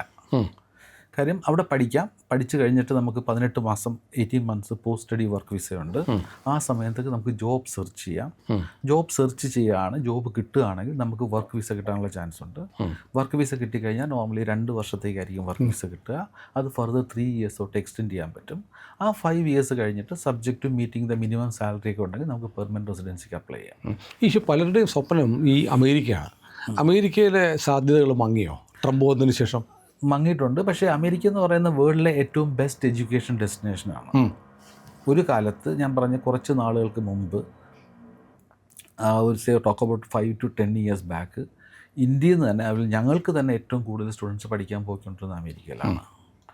അത് കഴിഞ്ഞ 3-4 വർഷമായിട്ട് ഈ ട്രംപിൻ്റെ കാര്യം ഒരു കൺസിസ്റ്റൻസി ഇല്ലല്ലോ, കക്ഷിയുടെ പോളിസിയിൽ കൺസിസ്റ്റൻസി ഇല്ലാത്തതുകൊണ്ട് അവിടെ പോകുന്ന സ്റ്റുഡൻസിനെ ഒരുപാട് അഫക്റ്റ് ചെയ്തിട്ടുണ്ട്. ഫസ്റ്റ് ഓഫ് ഓൾ അഡ്മിഷൻ എടുത്തു കഴിഞ്ഞിട്ട് നമുക്ക് വിസയ്ക്ക് അപ്ലൈ ചെയ്യണമെങ്കിൽ ഒരു വിസ ഇൻ്റർവ്യൂ ഉണ്ട്. ആ വിസ ഇൻ്റർവ്യൂവിന് അപ്പോയിൻമെൻറ്റ്സ് പോലും കൊടുക്കാറില്ല അവർ. ഇപ്പോൾ നമ്മൾ അഡ്മിഷൻ എടുത്ത് പോകാൻ റെഡി ആയിട്ട് നിൽക്കുക, പക്ഷേ ഡേറ്റ്സ് ഇല്ല ഇൻ്റർവ്യൂവിന്. അപ്പം അങ്ങനെ കുറേ അൺസർട്ടനിറ്റീസ് ഉണ്ടായിരുന്നു. പക്ഷേ ഇതൊരു ഓപ്പർച്യൂണിറ്റി എടുക്കുന്ന ആൾക്കാരുണ്ട് കേട്ടോ. ചില ഇപ്പോഴത്തെ ജെൻസി കിഡ്സിൽ വളരെ സ്മാർട്ടായിട്ട് ഇപ്പോൾ ചില കുട്ടികൾ പറയുന്നുണ്ട്, ഇത് 2027 ഞാൻ പോകുന്നത്, ഞാൻ പഠിച്ചു തീരുന്നത് 2030-ലായിരിക്കും. 30 കഴിഞ്ഞിട്ട് എനിക്ക് 3 വർഷം വർക്ക് പെർമിറ്റ് ഉണ്ട്. 2033 2029 ആകുമ്പോഴത്തേന് ട്രംപിൻ്റെ ടൈം കഴിയും. അത് കഴിഞ്ഞൊരു എക്കണോമിക് ബൂം ആയിരിക്കും. കാരണം ഇത്രയും വർഷമായിട്ട് അവിടെ റിക്രൂട്ട്മെൻറ്റ് ആക്ടിവിറ്റീസ് നടക്കുന്നില്ല. അപ്പോൾ ഉണ്ടാകാൻ പോകുന്ന എക്കണോമിക് ബൂം എന്തായിരിക്കും? അതൊരു പോസിബിലിറ്റി ആണല്ലേ? സത്യമാണത്. അതിനുള്ള പോസിബിലിറ്റി വളരെ കൂടുതൽ. അപ്പോൾ US സെലക്ട് ചെയ്യുന്നത് ബുദ്ധിയാണ്, ഇപ്പോൾ ബുദ്ധിപരമായൊരു നീക്കമാണ്. പക്ഷേ US പോകണമെന്നുണ്ടെങ്കിൽ എല്ലാവർക്കും പറ്റുന്ന അവർ വിളിക്കണം. അത് ഈ ഇന്റർവ്യൂവിന് അപ്പോയിൻമെന്റ് പോലും തരുന്നില്ല. അക്കാഡമിക്കലി കുറച്ച് എബോ ആവറേജ് ആയിരിക്കണം, നല്ല കമ്മ്യൂണിക്കേഷൻ സ്കിൽസ് വേണം. കാര്യം എംബസിൽ അല്ല, അതൊക്കെ ഉണ്ടെങ്കിൽ ഇപ്പോൾ പോകാൻ പറ്റുമോ? സ്റ്റുഡൻസ് പോകുന്നുണ്ട്, ഞങ്ങൾക്ക് പോകുന്നുണ്ട്. ഉണ്ടല്ലേ? അപ്പോൾ US വാതിലൊന്നും അടഞ്ഞിട്ടില്ല. ഞാൻ പറഞ്ഞല്ലോ, ചിലവർ US മാത്രം. ഇപ്പം ചില IIT സ്റ്റുഡൻസ് ഒക്കെ ഉണ്ട്, IIT-ലൊക്കെ പാസ്സായിട്ട് ഫർദർ സ്റ്റഡീസ്. ഞാൻ പറഞ്ഞല്ലോ, നമ്മളിപ്പോൾ വേൾഡിലെ ടോപ്പ് മൈക്രോസോഫ്റ്റ് എടുത്താലും ഗൂഗിൾ എടുത്താലും IBM എടുത്താലും ഇതിൻ്റെ CEOs ആരാ?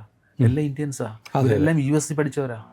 അപ്പോൾ ആ ലെവലിൽ പ്ലാൻ ചെയ്യുന്ന ആൾക്കാരുണ്ട്. സുന്ദർ പിച്ചയാണെങ്കിലും ഇപ്പോൾ വാട്സാപ്പിൻ്റെ മേധാവി വന്നിരിക്കുന്നത്, അതെ, അരവിന്ദ് കൃഷ്ണയാണ്. ഇവരെല്ലാം അമേരിക്കയിൽ പഠിച്ചിട്ട് ഗ്രാജുവേറ്റ് ചെയ്തിട്ട് അവിടെ തന്നെ ജോലി കിട്ടിയ ആൾക്കാരാണ്. അതുപോലെ അമേരിക്കയിൽ പോയി ഹൈ ലെവൽ ജോബിന് പോകാൻ താല്പര്യമുള്ള ഒരുപാട് ആൾക്കാരുണ്ട്. അവരൊക്കെ എപ്പോഴും US മാത്രമേ ചൂസ് ചെയ്യുള്ളൂ. അവർ ഇപ്പോഴും അതിന് സബ്സ്റ്റിറ്റ്യൂട്ടായിട്ട് വേറെ കൺട്രി ചൂസ് ചെയ്യാറില്ല. US-ന്റെ ഏറ്റവും വലിയ അഡ്വാൻറ്റേജ് എന്ന് പറയുന്നത് US-ൽ ഒഫീഷ്യലി 3500+ യൂണിവേഴ്സിറ്റീസ് ഉണ്ട്. ഒഫീഷ്യലി. അതെയോ? 3500 യൂണിവേഴ്സിറ്റികളുണ്ട്. യൂണിവേഴ്സിറ്റി റാങ്കിങ്ങിലുള്ള ഇൻസ്റ്റിറ്റ്യൂഷൻസ് ഉണ്ട്. അപ്പോൾ യു എസിൽ പഠിച്ചു കഴിഞ്ഞുള്ള ഏറ്റവും വലിയ അഡ്വാൻറ്റേജ് എന്ന് പറഞ്ഞാൽ പല യൂണിവേഴ്സിറ്റീസും ടോക്കിംഗ് അബൌട്ട് മാസ്റ്റേഴ്സ് ലെവൽ പഠിക്കാൻ പോകുന്ന സ്റ്റുഡൻസിന് ഒരുപാട് തരത്തിലുള്ള ഫിനാൻഷ്യൽ അസിസ്റ്റൻസ് യൂണിവേഴ്സിറ്റിയിൽ നിന്ന് കിട്ടാനുള്ള പോസിബിലിറ്റി ഉണ്ട്. അതിനകത്ത് ടീച്ചിങ് അസിസ്റ്റൻഷിപ്പ് എന്ന് പറഞ്ഞൊരു ഓപ്ഷനുണ്ട്. നമുക്ക് പ്രൊഫസേഴ്സിൻ്റെ കൂടെ അവരുടെ ടീച്ചിങ് എയ്ഡ്സ് ഒക്കെ പ്രിപ്പയർ ചെയ്ത് സപ്പോർട്ട് ചെയ്യാം. അതുപോലെ റിസർച്ച് അസിസ്റ്റൻഷിപ്പ് എന്ന് പറയുന്നതുകൊണ്ട് യൂണിവേഴ്സിറ്റി പ്രൊഫസേഴ്സിൻ്റെ റിസർച്ചിൻ്റെ കാര്യങ്ങൾക്ക് നമുക്ക് അസിസ്റ്റ് ചെയ്യാൻ പറ്റും. അതുപോലെ ഗ്രാജുവേറ്റ് അസിസ്റ്റൻഷിപ്പ്, അതായത് അഡ്മിഷൻ ഓഫീസ് റിലേറ്റഡ് ആയിട്ട് അല്ലെങ്കിൽ മറ്റുള്ള തരത്തിലുള്ള ജോബ്സ് ചെയ്യാനുള്ള പെർമിഷനുണ്ട്. ഇങ്ങനെയുള്ള അസിസ്റ്റൻഷിപ്പ് കിട്ടിക്കഴിയുമ്പോൾ ഇവരുടെ ട്യൂഷൻ ഫീസിൽ അവർക്ക് സബ്സ്റ്റാൻഷ്യൽ ആയിട്ടുള്ള റിഡക്ഷൻ കിട്ടും. അതോടൊപ്പം തന്നെ ഇവർക്ക് സ്റ്റൈഫൻഡ് പോലെ $2,000 to $3,000 ഒക്കെ പേ ചെയ്യുന്ന പല യൂണിവേഴ്സിറ്റീസും ഉണ്ട്. അപ്പം അതിനുള്ള പോസിബിലിറ്റീസ് വളരെ കൂടുതലാണ്, പ്രൊവൈഡഡ് നമ്മൾ അക്കാഡമിക്കലി വളരെ സ്ട്രോങ്ങും ഫോക്കസ്ഡും ആയിട്ടുള്ള സ്റ്റുഡൻ്റ് ആണെങ്കിൽ. അതാണ് യു എസിൻ്റെ ഒരു വലിയ അഡ്വാൻറ്റേജ്. പിന്നെ പഠിച്ചു കഴിഞ്ഞിട്ട് യു എസിൽ 3 വർഷം വരെ നമ്മൾ പഠിക്കുന്ന സബ്ജക്റ്റിനെ ഡിപ്പെൻഡ് ചെയ്ത് നമ്മൾ സ്റ്റെം സബ്ജക്ട്സ് ആണ് പഠിക്കുന്നതെങ്കിൽ, അതായത് സയൻസ്, ടെക്നോളജി, എഞ്ചിനീയറിംഗ്, മാത്സ് ഉള്ള സബ്ജക്ട്സ് ആണ് പഠിക്കുന്നതെങ്കിൽ നമുക്ക് പഠിച്ചിട്ട് 3 വർഷം വരെ അവിടെ നിന്ന് വർക്ക് ചെയ്യാനുള്ള പെർമിഷനുണ്ട്. ആ 3 വർഷത്തിനുള്ളിൽ ഒരു H-1B വിസ കണ്ടെത്താനുള്ള പോസിബിലിറ്റി വളരെ കൂടുതലാണ്. ഇന്നത്തെ സിറ്റുവേഷൻ അല്ല പറയുന്നത്, 2029 കഴിഞ്ഞാൽ ആലോചിച്ചാൽ മതി, ട്രംപ് പോയതിന് ശേഷം. പണ്ട് അങ്ങനെ ആയിരുന്നല്ലോ, വളരെ കൂടുതലാണ്. അതുകൊണ്ട് യു എസിനെ ഒരിക്കലും നമുക്ക് അണ്ടർ എസ്റ്റിമേറ്റ് ചെയ്യാൻ പറ്റില്ല. U S is the best in terms of quality of education. Best option എപ്പോഴും യു എസ് തന്നെയാണ്. യു എസ് തന്നെയാണ്. അതിനുശേഷം എന്തായിരിക്കും? യു എസ് കഴിഞ്ഞാൽ ക്വാളിറ്റി ഓഫ് എഡ്യൂക്കേഷൻ വെച്ച് നോക്കുമ്പം UK യും ഓസ്ട്രേലിയയാണ്. കാരണം വേൾഡിലെ ടോപ്പ് 100 യൂണിവേഴ്സിറ്റീസ് എടുത്തു കഴിഞ്ഞാൽ ഒരു 70% ഡോമിനേറ്റ് ചെയ്യുന്ന ഈ 3 രാജ്യങ്ങളാണ്. അതിൽ ഓസ്ട്രേലിയ വളരെ പോപ്പുലറാണ്. കാരണം ഓസ്ട്രേലിയയിൽ നേരത്തെ പറഞ്ഞ പോലെ PR ഫ്രണ്ട്ലി ആണ്, PR സാധ്യത കൂടുതലാണ്.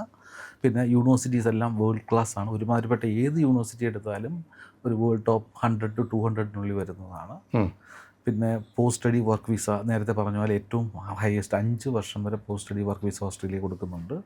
പിന്നെ പഠിക്കുന്ന സമയത്ത് വർക്ക് ചെയ്യാവുന്ന മാത്രമല്ല, ഏറ്റവും ഹയസ്റ്റ് മിനിമം വേജ് പോലും ഓസ്ട്രേലിയയിലാണ് ലോകത്ത്. എനിക്ക് തോന്നുന്നു ഇപ്പോൾ ലേറ്റസ്റ്റ് റിവിഷൻ അനുസരിച്ച് $26.5 കണ്ടാണ് ഒരു മണിക്കൂർ കിട്ടുന്നത്. ഒരു മണിക്കൂർ വർക്ക് ചെയ്യുക. അത് അവിടെ മിനിമം വേജ് ആണ്. ബട്ട് ഇന്നലെ ഞാനൊരു സ്റ്റുഡൻറ്റിനെ കണ്ടു, he said that's A minimum. ഇവിടെ ആ ഒരു മണിക്കൂറിൻ്റെ വേതനം ഇന്ത്യയിൽ ഒരു ദിവസത്തേക്കില്ല. 26 എന്ന് പറഞ്ഞാൽ ക്ലോസ് ടു 1,800 to 2,000 രൂപീസായി. അതെ. അപ്പോൾ അത്രയും ഏർണിംഗ് പൊട്ടൻഷ്യലുണ്ട്. പിന്നെ പഠിക്കുന്ന സമയത്ത് തന്നെ നമുക്ക് എല്ലാ വർഷവും 3-4 മാസം വെക്കേഷൻസ് ഉണ്ട്.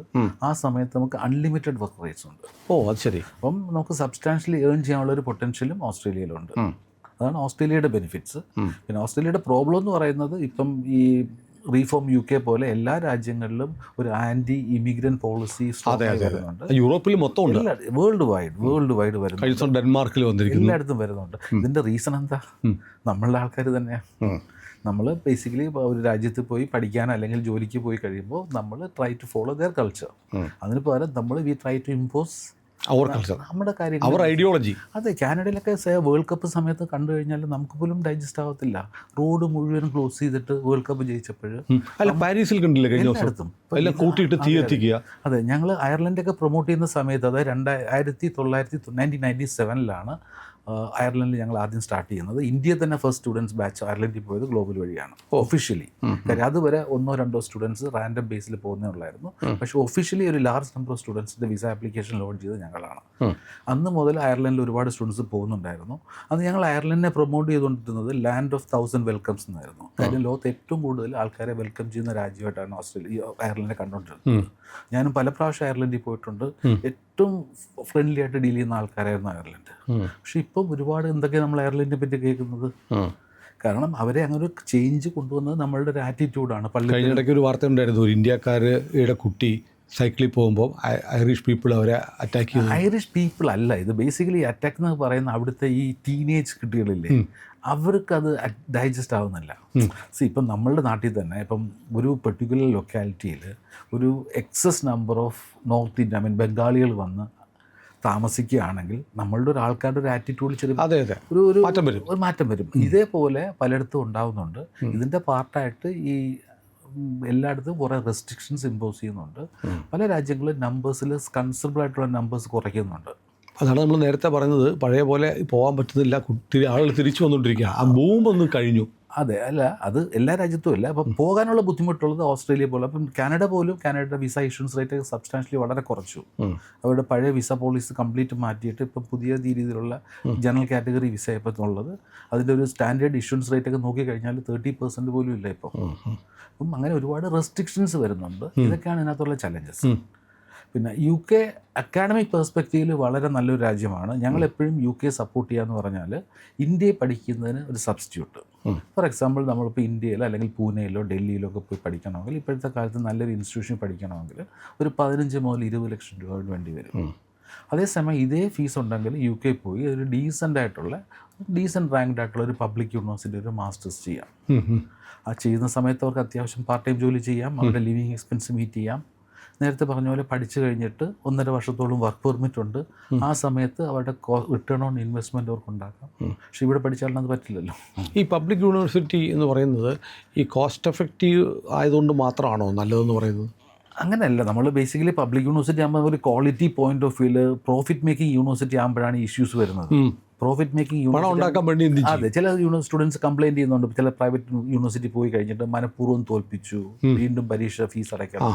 ഇങ്ങനെയുള്ള കുറേ കംപ്ലയിൻറ്റ്സ് ഒക്കെ അവോയ്ഡ് ചെയ്യാൻ പറ്റും പബ്ലിക് യൂണിവേഴ്സിറ്റിയിലാണെങ്കിൽ. അതിനുള്ള പോസിബിലിറ്റി വളരെ കുറവാണ്. അല്ല, കമ്പാരിറ്റീവ്ലി ഫീസും കുറവായിരിക്കുമല്ലോ അല്ലേ? കമ്പാരിറ്റീവ്ലി ഫീസും കുറവാണ്. എന്നിട്ട് ഇപ്പോൾ പ്രൈവറ്റ് യൂണിവേഴ്സിറ്റിയിൽ ചില നല്ല പ്രൈവറ്റ് യൂണിവേഴ്സിറ്റീസ് ഉണ്ട്. ഫോർ എക്സാമ്പിൾ അവർ നോട്ട് ഫോർ പ്രോഫിറ്റ് ആണ്, ചാരിറ്റിക്ക് വേണ്ടി ചെയ്യുന്ന ഇൻസ്റ്റിറ്റ്യൂഷൻസ് ഉണ്ട്. നമ്മുടെ ഇവിടുത്തെ ഈ ചില പ്രൈവറ്റ് ക്രിസ്ത്യൻ മിഷണറി നടന്ന ഇൻസ്റ്റിറ്റ്യൂഷൻസ് പോലെയല്ലേ, അതുപോലെ കാത്തലിക് യൂണിവേഴ്സിറ്റീസ് ഒക്കെ ഒരുപാടുണ്ട്. അത് ഞങ്ങൾ നോ പറയാറില്ല. അത് പ്രോഫിറ്റിന് വേണ്ടിയല്ല, അത് അവർ പ്രോഫിറ്റിന് വേണ്ടി ചെയ്യുന്നതല്ല, ചാരിറ്റി ആയിട്ട് ചെയ്യുന്നതാണ്. അതുകൊണ്ട് അവിടെ സബ്സ്റ്റാൻഷ്യലി ഫീസും ക്വാളിറ്റിയൊക്കെ വളരെ നല്ലതായിരിക്കും.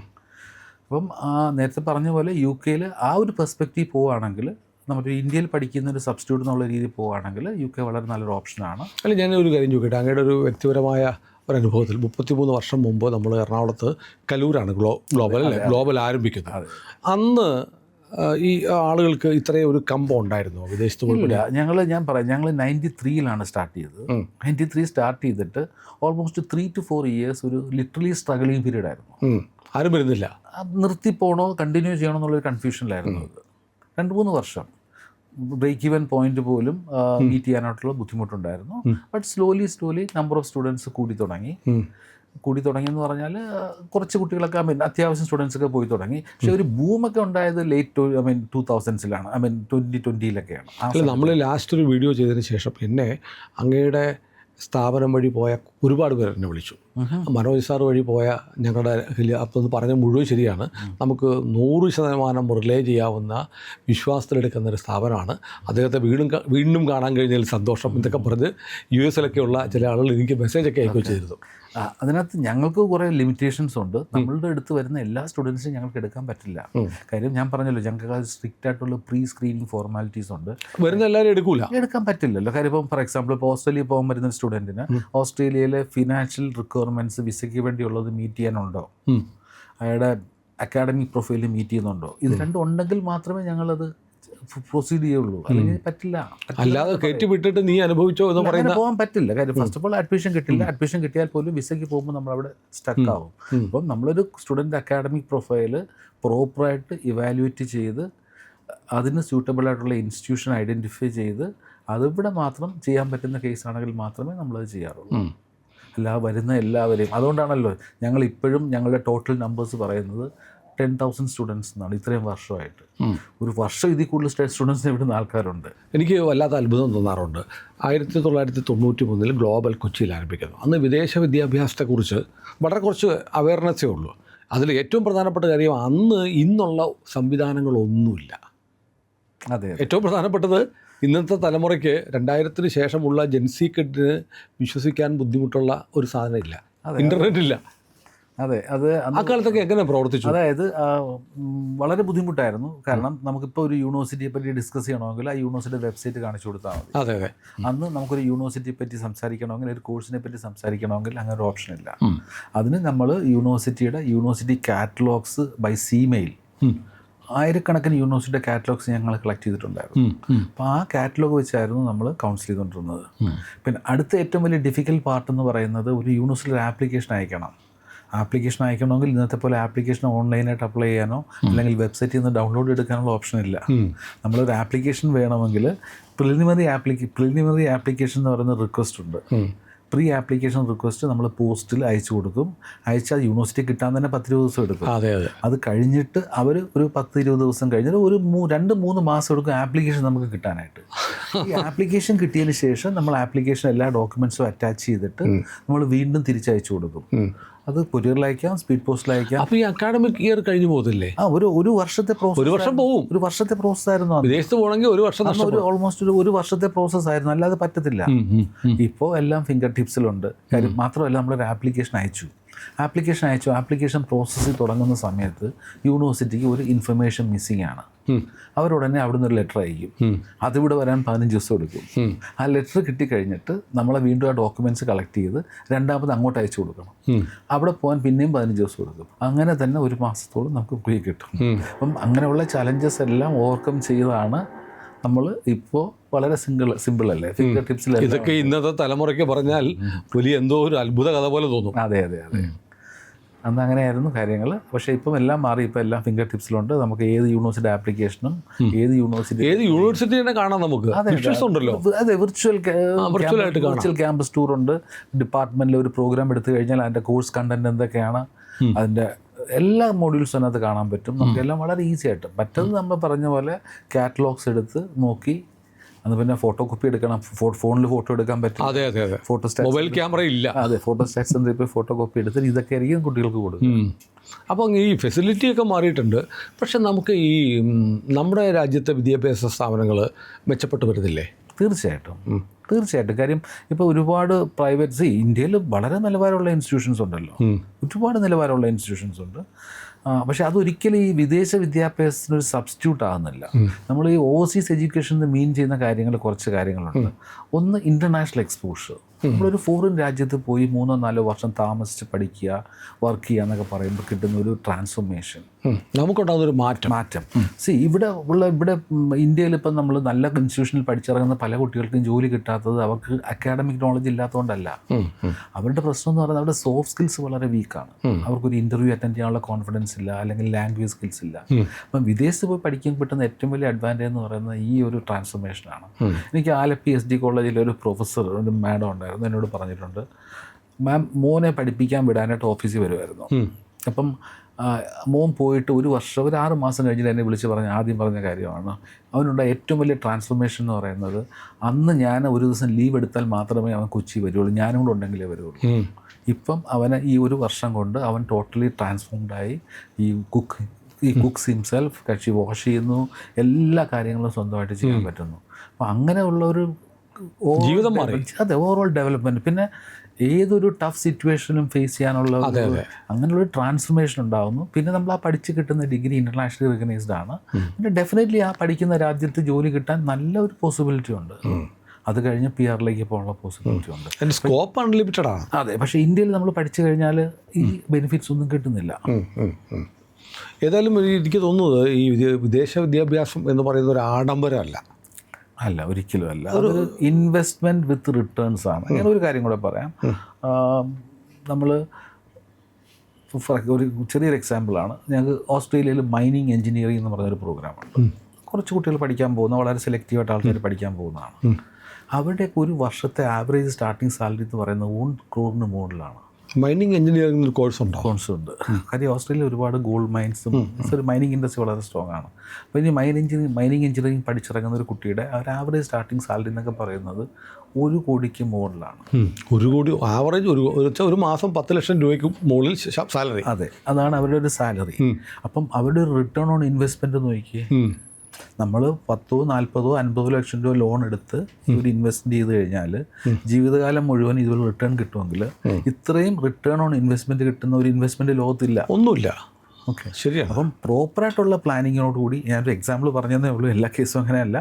പ്രോപ്പറായിട്ടുള്ള പ്ലാനിങ്ങോടുകൂടി, പ്രോപ്പറായിട്ടുള്ള ഗൈഡൻസോടുകൂടി പഠിക്കാൻ പോയി കഴിഞ്ഞാൽ ഇതെപ്പോഴും ഒരു റിട്ടേൺ ഓൺ ഇൻവെസ്റ്റ്മെൻ്റ് ആണത്. അല്ല, ഇപ്പോൾ അങ്ങ് ഈ മൈനിങ്ങിൻ്റെ കോഴ്സിനെ കുറിച്ച് പറഞ്ഞില്ലേ, ഇപ്പോൾ നമ്മുടെ ആളുകൾക്ക് ഇപ്പോഴും അറിയില്ല എന്ത് പഠിക്കണം. 10th കഴിഞ്ഞോ അല്ലെ +2 കഴിഞ്ഞോ, ഇനി എന്താ പഠിക്കണം? നമ്മുടെ പ്രശ്നം എന്ന് പറയുന്നത്, ഏറ്റവും വലിയ പ്രശ്നം എന്ന് പറയുന്നത്, എല്ലാവരും ട്രെൻഡിൻ്റെ പുറകെ പോകും. അതിന് ഞങ്ങൾ ചെയ്യുന്ന പറഞ്ഞാൽ, ഞങ്ങൾ സത്യം പറഞ്ഞാൽ ഫ്രീ സൈക്കോമെട്രിക് ആപ്റ്റിറ്റ്യൂഡ് ടെസ്റ്റ് പോലും കൊടുക്കുന്നുണ്ട്. നമ്മുടെ സ്റ്റുഡൻറ്റിൻ്റെ ആപ്റ്റിറ്റ്യൂഡ് അനലൈസ് ചെയ്തിട്ട് നമ്മളൊന്നും കേട്ടിട്ടില്ലാത്ത ചില കോഴ്സുകൾ പോലും ഉണ്ട്. For example actuarial science. Actuarial science എന്ന് പറയുന്നത് ലോകത്ത് ഏറ്റവും കൂടുതൽ ഹയസ്റ്റ് പെയ്ഡ് ആയിട്ടുള്ള ഒരു പ്രൊഫഷനാണ് ആക്ച്വറി എന്ന് പറയുന്നത്. എന്തോ സംഭവം എന്താ? ഇത് ബേസിക്കലി അവരാണ് ഈ മാർക്കറ്റ് പ്രെഡിക്റ്റ് ചെയ്യുന്നത്, ഇൻഷുറൻസ് റിസ്ക് പ്രെഡിക്റ്റ് ചെയ്യുന്നത്, അത് one of the highest paid ജോബ്സാണ്. അപ്പം അങ്ങനെയുള്ള കോഴ്സുകളുണ്ട്. ഇപ്പം മാത്തമാറ്റിക്സ് വളരെ പാഷനായിട്ടുള്ള കുട്ടികൾ ഇത് ബേസിക്കലി മാത്തമാറ്റിക്സും സ്റ്റാറ്റിസ്റ്റിക്സും എക്കണോമിക്സുമാണ്. അപ്പം മാത്തമാറ്റിക്സും ഫിസിക്സും സ്റ്റാറ്റിസ്റ്റിക്സും എക്കണോമിക്സും പാഷനേറ്റായിട്ടുള്ള സ്റ്റുഡൻസിന് ഭയങ്കര നല്ല കോഴ്സാണ്. പലരും കേട്ടിട്ടില്ല. ഇപ്പം ഒരു സ്റ്റുഡൻറ്റിന് ഫിസിക്സ് ഇഷ്ടമാണ്, ഫിസിക്സ് ഭയങ്കര ഇഷ്ടമാണ്. അതിൽ ഒരുപാട് ഫിസിക്സ് പഠിക്കാനുണ്ട്. ജിയോ ഫിസിക്സ് ഉണ്ട്, ക്വാണ്ടം ഫിസിക്സ് ഉണ്ട്, മെഡിക്കൽ ഫിസിക്സ് ഉണ്ട്, ഒരുപാട് സബ്ജക്റ്റ് ഓപ്ഷൻസ് ഉണ്ട്. നമ്മുടെ ഗ്ലോബലിൽ വന്നാൽ നമ്മൾ അവർക്ക് എന്താണ് നിങ്ങൾക്ക് പറ്റിയ കോഴ്സ് എന്നുള്ള തീർച്ചയായിട്ടും അതാണ് വ്യത്യാസം. സാധാരണ ഒരു കൺസൾട്ടൻസി വെച്ച് നോക്കുമ്പോൾ ഗ്ലോബലിന് ഒരു അഡ്വാൻറ്റേജ് എന്ന് പറയുന്നത് ഞങ്ങൾ കുറച്ചുകൂടെ വളരെ ഫോക്കസ്ഡ് ആയിട്ട് അവരുടെ കരിയർ പ്ലാൻസ് എല്ലാം അനലൈസ് ചെയ്ത് അവരുടെ ഇൻട്രസ്റ്റിംഗ് സബ്ജക്റ്റ് എല്ലാം അനലൈസ് ചെയ്തിട്ട് വേണമെങ്കിൽ അവർക്ക് ഫ്രീ ആയിട്ട് ഒരു സൈക്കോമെട്രിക് കരിയർ ആപ്റ്റിറ്റ്യൂഡ് ടെസ്റ്റ് പോലും കൊടുത്തിട്ടാണ് ഞങ്ങൾ സ്റ്റുഡൻസിനെ പ്ലേസ് ചെയ്യുന്നത്. ഇങ്ങനെയുള്ള കാര്യങ്ങളൊക്കെ ചെയ്യുന്നതുകൊണ്ടാവാം ഞങ്ങളവിടെ നിന്ന് പോകുന്ന കുട്ടികൾക്ക് സാധാരണ കേസിൽ മറ്റുള്ള ഇഷ്യൂസ്. അതാണ് ഞാൻ പറഞ്ഞത്, എന്നെ US നിന്നൊക്കെ വിളിച്ചിട്ട് മനോജ് സാറിനെ വീണ്ടും കാണാൻ സാധിച്ചതിൽ വലിയ സന്തോഷം, അദ്ദേഹം കാരണമാണ് ഞാനിവിടെ ഇരിക്കുന്നത് എന്ന് പറഞ്ഞ് എന്നെ വിളിച്ചിട്ടുള്ള ആളുകളുണ്ട്. അപ്പോൾ ഏതായാലും നമുക്ക് ഇപ്പോൾ ഏറ്റവും നല്ല, നേരത്തെ ഈ മൈനിങ്ങിൻ്റെ കാര്യം പറഞ്ഞ പോലെ അങ്ങയുടെ ശ്രദ്ധയപ്പെടുന്ന ബെസ്റ്റ് എന്ന് പറയാവുന്ന ഇപ്പോഴത്തെ കോണ്ടെക്സ്റ്റിൽ 100% ജോലി കിട്ടുന്നൊരു കോഴ്സ് എന്ന് പറയുന്നത് നഴ്സിംഗ് ആണ്. അക്കാലത്തും അങ്ങനെയാണ്. കാര്യം എന്ന് പറഞ്ഞാൽ ഈ ഡെവലപ്ഡ് കൺട്രീസിൽ അവിടെ ആൾക്കാർ നഴ്സിങ്ങിന് പോകുന്ന ഓപ്ഷൻസ് വളരെ കുറവാണ്. ഇപ്പം ഈ എല്ലായിടത്തും അക്യൂട്ട് സ്കിൽ ഷോർട്ടേജ് ഉണ്ട് നഴ്സസിന്. ഈ പറഞ്ഞ എല്ലാ ഡെവലപ്ഡ് കൺട്രീസിലും US എടുത്താലും UK എടുത്താലും ഓസ്ട്രേലിയ എടുത്താലും കാനഡ എടുത്താലും ന്യൂസിലൻഡ് എടുത്താലും ഏത് രാജ്യം എടുത്താലും അവർക്ക് അക്യൂട്ട് സ്കിൽ ഷോർട്ടേജ് ഉണ്ട് നഴ്സസിന്. നഴ്സിംഗ് പഠിക്കാൻ പോയി കഴിഞ്ഞാൽ നമുക്ക് ജോലിയുടെ കാര്യത്തിൽ പോസിബിലിറ്റി വളരെ കൂടുതലാണ്. നഴ്സിംഗ് കോഴ്സ് അത്ര എക്സ്പെൻസീവ് ആണോ പുറത്ത്? ഈ പറഞ്ഞ രാജ്യങ്ങളിലൊക്കെ പഠിക്കണമെങ്കിൽ ഒരു വർഷം അപ്രോക്സിമേറ്റ്ലി 15 മുതൽ 20 ലക്ഷം രൂപ വേണം ഒരു വർഷം. ഒരു 3 വർഷമൊക്കെ പഠിക്കണമെങ്കിലോ എക്സ്പെൻസീവാണ്. പക്ഷേ അവരുടെ ഒരു വർഷത്തെ സാലറി അതിൽ കൂടുതലാണ്. പഠിച്ചു കഴിഞ്ഞിട്ട് ഒരു എംപ്ലോയ്മെൻറ്റിലോട്ട് പോയി കഴിയുമ്പോൾ അവർക്ക് കിട്ടുന്ന ഒരു ഇയർലി സാലറി അതിൽ കൂടുതലാണ്. അപ്പോൾ അതും ഒരു ഇൻവെസ്റ്റ്മെൻറ്റ് വിത്ത് റിട്ടേൺസ് എന്നുള്ള രീതി വേണം കാണാനായിട്ട്. അല്ല, പൊതുവിൽ ആളുകൾ പറയുന്നത് ഇന്ത്യൻ നഴ്സുമാർക്കാണ് വിദേശത്ത് വലിയ മാർക്കറ്റ്. അതെ, വളരെ നല്ല കാര്യമാണ്. ഇന്ത്യൻ നഴ്സുമാർക്ക് വിദേശത്ത് ജോലി കിട്ടാനുള്ള സാധ്യത കൂടുതലാണ്. പക്ഷേ നമുക്ക് ഇന്ത്യയിലെ നഴ്സിംഗ് ഡിഗ്രി എടുത്തു കഴിഞ്ഞാൽ നമുക്കൊരു വിദേശത്ത് ഏതെങ്കിലും രാജ്യത്ത് പോയി പ്രാക്ടീസ് ചെയ്യണമെന്നുണ്ടെങ്കിൽ ഒരുപാട് ബോട്ടിൽ നെക്സ് ഉണ്ട്. ഫോർ എക്സാമ്പിൾ ഇപ്പം ആ രാജ്യത്ത് നമ്മുടെ മെഡിക്കൽ നഴ്സിംഗ് ഡിഗ്രി എന്ന് പറയുന്നത് ഇന്ത്യൻ നഴ്സിംഗ് കൗൺസിലിൻ്റെ റിക്കഗ്നേഷനുണ്ട്. പക്ഷേ അവിടുത്തെ നഴ്സിംഗ് കൗൺസിലിൻ്റെ റിക്കഗ്നേഷൻ ഇല്ല. അപ്പം ആ ഒരു പെർട്ടിക്കുലർ കൺട്രിയിലെ നഴ്സിംഗ് കൗൺസിലിൻ്റെ റിക്കഗ്നേഷൻ ഇല്ലാതെ നമ്മൾ പ്രാക്ടീസ് ചെയ്യാൻ പറ്റില്ല. അത് ഇവിടെ നിന്നോട്ട് എടുക്കുന്ന കാര്യം വളരെ വളരെ ബുദ്ധിമുട്ടാണ്. മാത്രമല്ല, എടുത്താൽ മാത്രം പോരാ, നമുക്കവിടെ ഒരു ജോലി കിട്ടണമെങ്കിൽ നമുക്ക് അവിടുത്തെ വർക്ക് കൾച്ചറുമായിട്ട് നമ്മൾ എക്സ്പോസ്ഡ് ആയിരിക്കും. കാര്യം അതൊന്നും ഇല്ലാതെ അവിടെ ജോലി കിട്ടില്ല. അതിന് ഏറ്റവും നല്ല മെത്തേഡ് അവിടെ തന്നെ പോയി പഠിക്കുക ചെയ്യുക എന്നുള്ളതാണ്. പിന്നെ ഇതിനകത്ത് ഒരു നെഗറ്റിവിറ്റി നമ്മളിപ്പോൾ കാണുന്നത്, ഈ നഴ്സിങ്ങിന് ജോബ് സാധ്യത ഉണ്ടെന്നും പറഞ്ഞുകൊണ്ട് എല്ലാവരും നഴ്സിംഗ് എടുത്തു. ഇത് ഒരുപാട് കമ്പാഷനും കമ്മിറ്റ്മെൻറ്റും ആവശ്യമുള്ളൊരു പ്രൊഫഷനാണ്. ആ പ്രൊഫഷനോട് ആ ഒരു കമ്മിറ്റ്മെൻറ്റ് ഇല്ലാത്ത ആൾക്കാർ ഈ നഴ്സിംഗ് എടുത്ത് പഠിക്കാൻ പൈസ മാത്രം നോക്കി പോകും. പഠിക്കാൻ പോയി കഴിഞ്ഞാൽ പലരും കോഴ്സ് ഡ്രോപ്പ് ചെയ്യുന്നുണ്ട്, അവരെ കൊണ്ട് പറ്റുന്നില്ല. അപ്പം അതും ഒരു ഫാക്ടറാണ്. നമ്മൾ എപ്പോഴും ഒരു കോഴ്സ് ചൂസ് ചെയ്യുമ്പോൾ നമ്മുടെ ഒരു ആപ്റ്റിറ്റ്യൂഡ് വളരെ ഇമ്പോർട്ടൻ്റ് ആണ്. നഴ്സിംഗ് കഴിഞ്ഞാൽ പിന്നെന്താ ഏറ്റവും നല്ല? നഴ്സിംഗ് കഴിഞ്ഞാൽ നമുക്ക്, ഞാൻ പറഞ്ഞല്ലോ, ഞാൻ എപ്പോഴും പറയുന്നൊരു നോർമൽ ഡയലോഗാണ്, ലോകത്ത് മോശമായിട്ടുള്ള ഒരു സബ്ജക്റ്റും ഇല്ല, എല്ലാം നല്ലതാണ്. പക്ഷേ അത് പഠിക്കുന്ന നമ്മൾ ആപ്റ്റിറ്റ്യൂഡുള്ള ആൾ കറക്റ്റായിട്ടുള്ള സബ്ജക്റ്റ് പഠിച്ചു കഴിഞ്ഞാൽ അത് വളരെ നല്ലതാണ്. ഇപ്പം IT-യിൽ of course ups and downs ഉണ്ട്, എന്നാലും AI പോലുള്ള സബ്ജക്ട്സ് ഒക്കെ നന്നായിട്ട് പഠിക്കുന്ന ആൾക്കാർക്ക് ഇപ്പോഴും എംപ്ലോയ്മെൻറ്റ് ഓപ്പർച്യൂണിറ്റി ഉണ്ട്. അക്കൗണ്ടൻസ്, അതായത് പ്രൊഫഷണൽ അക്കൗണ്ടൻസ്, അതായത് പ്രൊഫഷണൽ ക്വാളിഫൈഡ് ആയിട്ടുള്ള അക്കൗണ്ടൻസിന് ജോലി സാധ്യത വളരെ കൂടുതലാണ്. കാരണം ഇപ്പം ACCA പോലുള്ള CMA, CPA ഓസ്ട്രേലിയ പോലുള്ള പ്രൊഫഷണൽ ക്വാളിഫിക്കേഷൻ. CPA അമേരിക്കയിലുണ്ട്, ഓസ്ട്രേലിയൻ CPA ആണ്. അവിടെയൊക്കെ പോയി നമ്മൾ അക്കൗണ്ടിങ് ഡിഗ്രി പഠിച്ചിട്ട് CPAയിലോട്ട് പോവുകയാണെങ്കിൽ നമ്മുടെ എംപ്ലോയ്മെൻറ്റ് ഓപ്പർച്യൂണിറ്റീസ് വളരെ കൂടുതലാണ്. എൻജിനീയറിങ്ങിന് പ്രത്യേകിച്ച് സിവിൽ എഞ്ചിനീയറിംഗ് പോലുള്ള കോഴ്സുകൾക്ക് വളരെ വളരെ വളരെ ഡിമാൻഡുണ്ട്. പക്ഷേ നമ്മുടെ നാട്ടിൽ വലിയ സ്കോപ്പില്ല. പക്ഷേ അവിടെയെല്ലാം ഒരുപാട് ഇൻഫ്രാസ്ട്രക്ചർ ഡെവലപ്മെൻറ്റ് ലോകത്തെല്ലായിടത്തും നടന്നുകൊണ്ടിരിക്കുകയല്ലേ. എസ്പെഷ്യലി ഓസ്ട്രേലിയക്ക് ക്രിട്ടിക്കൽ ഷോർട്ടേജാണ് സിവിൽ എഞ്ചിനീയറിംഗ്. നമ്മുടെ ഇവിടെ എഞ്ചിനീയറിംഗ് കോളേജുകളിൽ സീറ്റ് മിച്ചം കിടക്കുക. അതെ. പിന്നെ എഞ്ചിനീയറിംഗ് സ്ട്രീംസ് എല്ലാം നല്ലതാണ്. ഞാൻ പറഞ്ഞല്ലോ, ഇപ്പം ഡിസൈൻ കോഴ്സുകൾ, ഇപ്പോൾ എല്ലാവരും ഡിസൈൻ കോഴ്സ് പഠിച്ചാൽ പറ്റില്ല. ഡിസൈൻ സ്കിൽസ് ഉള്ള ആൾക്കാർ നല്ല ഡിസൈൻ പഠിച്ചു കഴിഞ്ഞാൽ അവർക്ക് എംപ്ലോയ്മെൻറ്റ് ഓപ്പർച്യൂണിറ്റീസ് ഒരുപാട് കൂടുതലാണ്. സൈബർ സെക്യൂരിറ്റി, സൈബർ ക്രൈംസ് എല്ലാ വർഷവും കൂടിക്കൊണ്ടിരിക്കുകയാണ്. സൈബർ സെക്യൂരിറ്റിക്ക് ഒരുപാട് എംപ്ലോയ്മെൻറ്റ് ഓപ്പർച്യൂണിറ്റീസ് ഉണ്ട്. പിന്നെ ഒരുപാട് പ്രോഗ്രാംസ് ഉണ്ട് നമുക്ക്. ഒരു സബ്ജക്റ്റിനും മെഡിക്കൽ ലാബോറട്ടറി സയൻസ് എന്ന് പറഞ്ഞൊരു കോഴ്സുണ്ട്. അത് വളരെ നല്ല സബ്ജക്ട്. ഫോറൻസിക് സയൻസ് പോലെയുള്ളൂ അല്ലേ? ഫോറൻസിക് സയൻസിനുള്ള ലിമിറ്റേഷൻ എന്ന് പറഞ്ഞാൽ പലരും ഈ ബുക്ക് വായിച്ചിരുന്നത് സിനിമ കണ്ടിട്ടും ഫോറൻസിക് സയൻസ് എടുക്കുന്നത് ഞങ്ങൾ കാണുന്നൊരു വലിയ ചലഞ്ചാണ്. പലരും ബുക്സ് വായിച്ച് അല്ലെങ്കിൽ 2 സിനിമ കണ്ടു കഴിയുമ്പോൾ ഫോറൻസിക് സയൻസ് എടുത്ത് പഠിക്കും. പക്ഷേ ഫോറൻസിക് സയൻസിനുള്ള ഏറ്റവും വലിയ ലിമിറ്റേഷൻ എന്ന് പറഞ്ഞാൽ അതിൻ്റെ എംപ്ലോയ്മെൻറ്റ് ഓപ്പർച്യൂണിറ്റീസ് വളരെ ലിമിറ്റഡ് ആണ്. പ്രോബ്ലി ഗവൺമെൻറ് സെക്ടറിലും കേരള പോലീസിൽ തന്നെ എത്ര പേർക്ക് കിട്ടും. അങ്ങനെയുള്ള നമ്മൾ അതെല്ലാം അനലൈസ് ചെയ്യണം. അത് ഞാൻ പറഞ്ഞല്ലോ, ഒരു പ്രൊഫഷണലായിട്ടുള്ള ഒരു കൺസൾട്ടൻസി പോയി ഒരു പ്രൊഫഷണൽ കൗൺസിലിംഗ് എടുത്തു കഴിഞ്ഞാൽ ഇതെല്ലാം നമുക്ക് അനലൈസ് ചെയ്യാൻ പറ്റും. അതാണ് പലരും അത് അങ്ങനെ ചെയ്യുന്നില്ല. ഇത് ബേസിക്കലി ഞാൻ പറഞ്ഞില്ല, വളരെ ലാഘവത്തോടെ ഒരു വാട്സാപ്പ് കോളിലൂടെ അല്ലെങ്കിൽ ഒരു ഫോൺ കോളിലൂടെ എന്തെങ്കിലും ഇൻഫർമേഷൻ കളക്ട് ചെയ്തിട്ട് ഇങ്ങനെ ചെയ്യുന്നു. പക്ഷെ അങ്ങനെ ചെയ്യാതെ കാര്യം ഇതൊരു കരിയർ, ഒരു ലൈഫ് ടൈം ഇൻവെസ്റ്റ്മെന്റ് അല്ലേ ഇത്. അതെ, ഒരു ലൈഫേ ഉള്ളൂ. അതിന് നമ്മൾ ഇൻവെസ്റ്റ് ചെയ്യുന്നത് അതുപോലെയാണല്ലോ. അത് വളരെ പ്രോപ്പറായിട്ട് വളരെ സൂക്ഷിച്ച് വളരെ അല്ല, ഞാൻ ഈ ആദ്യം പറഞ്ഞ പോലെ കഴുകന്മാരെ ഒത്തിക്കൊണ്ട് പോകും. ഏതായാലും മനോജ് സാർ അത് വലിയ ഒരു അനുഭവമായിരുന്നു. എനിക്ക് ഒരുപാട് പുതിയ കാര്യങ്ങൾ പഠിക്കാൻ പറ്റി. അപ്പോൾ എനിക്ക് നമ്മുടെ പ്രേക്ഷകർക്ക് വേണ്ടി എനിക്ക് അങ്ങോട്ടൊരു റിക്വസ്റ്റ് ഉണ്ട്. കാരണം നമ്മുടെ ആളുകൾ അങ്ങയുടെ സ്ഥാപനത്തിൽ ഗ്ലോബലിലേക്ക് ബന്ധപ്പെട്ടാൽ അവർക്ക് എന്തെങ്കിലും സംശയങ്ങളൊക്കെ ഉണ്ടെങ്കിൽ തീർച്ചയായിട്ടും പറഞ്ഞു കൊടുക്കാനുള്ള സംവിധാനം ഉണ്ടോ? തീർച്ചയായിട്ടും. കഴിഞ്ഞ പ്രാവശ്യം എനിക്ക് തോന്നുന്നു ഒരുപാട് മെസ്സേജസ് വന്നിട്ടുണ്ടായിരുന്നു വാട്സാപ്പിൽ. അത് വിളിക്കുന്നതിനേക്കാളും നല്ലത് ഞങ്ങളുടെ വാട്സാപ്പ് നമ്പറിലോട്ട് ഒരു മെസ്സേജ് വോയിസ് ക്ലിപ്പായിട്ടോ മെസ്സേജോട്ടോ അയച്ചു. ആ നമ്പർ നമുക്ക് സ്ക്രീനിൽ കാണിക്കാം അവസാനം. അതെ കാണിക്കാം. ഏതായാലും വീണ്ടും വരണം. നമ്മുടെ ഇന്ത്യ ലൈവിൻ്റെ എല്ലാ പ്രേക്ഷകർക്കും വേണ്ടി ഞാനിപ്പോൾ മനോജ് സാറിനെ അവതരിപ്പിക്കുന്നത് കഴിഞ്ഞ 33 വർഷക്കാലമായി ഈ മേഖലയിൽ നിൽക്കുന്നു. ഇന്നലെ പെയ്ത മഴയ്ക്ക് കുരുത്തതല്ല കൊച്ചി കലൂർ ബസ് സ്റ്റാൻഡിൻ്റെ അടുത്തുള്ള ഗ്ലോബൽ. അപ്പോൾ അതൊരു വലിയ കാര്യമാണ്. കാരണം നമുക്ക് റെപ്യൂട്ടേഷൻ എന്ന് പറയുന്നത് ഒരു ദിവസം കൊണ്ടുണ്ടാവുന്നതല്ല. റോമാ സാമ്രാജ്യം ഒരു ദിവസം കൊണ്ടുണ്ടാക്കിയതല്ല എന്ന് പറയുന്ന പോലെ 33 വർഷത്തെ എക്സ്പീരിയൻസ്.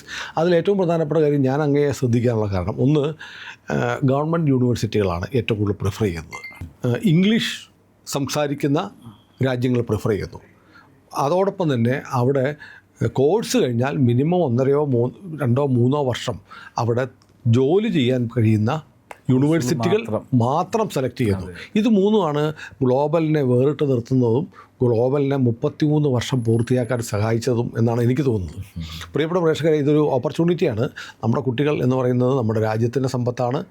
അതിലൊക്കെ ഉപരി നമ്മുടെ സ്വകാര്യ സമ്പത്താണ്. അവരുടെ ഭാവി എന്ന് പറയുന്നത് അതിസൂക്ഷ്മമായി നമ്മൾ പ്ലാൻ ചെയ്ത് നമ്മൾ കരുതലോടെ കൊണ്ടു നടക്കേണ്ടതാണ്. ഗ്ലോബൽ നിങ്ങളെ സഹായിക്കാനുണ്ട്. ഗ്ലോബലിനെ വിളിക്കുക, നമ്പർ നമ്മൾ കാണിക്കുന്നുണ്ട്. ഇനി ആർക്കെങ്കിലും അവിടെ കിട്ടുന്നില്ലെങ്കിൽ നമ്മളെ വിളിച്ചാലും നമ്മൾ അറിയിക്കാം. നമ്മൾ ഗ്ലോബലുമായി കോൺടാക്റ്റ് ചെയ്യാനുള്ള വിവരങ്ങൾ നമ്മുടെ ഫസ്റ്റ് കമൻ്റായിട്ട് കൊടുക്കുന്നുണ്ട്. ഏതായാലും മനോജ് സാർ ഇന്ത്യ ലൈവിലേക്ക് വന്നതിൽ സന്തോഷം. നന്ദി. ഇനി കാണാം.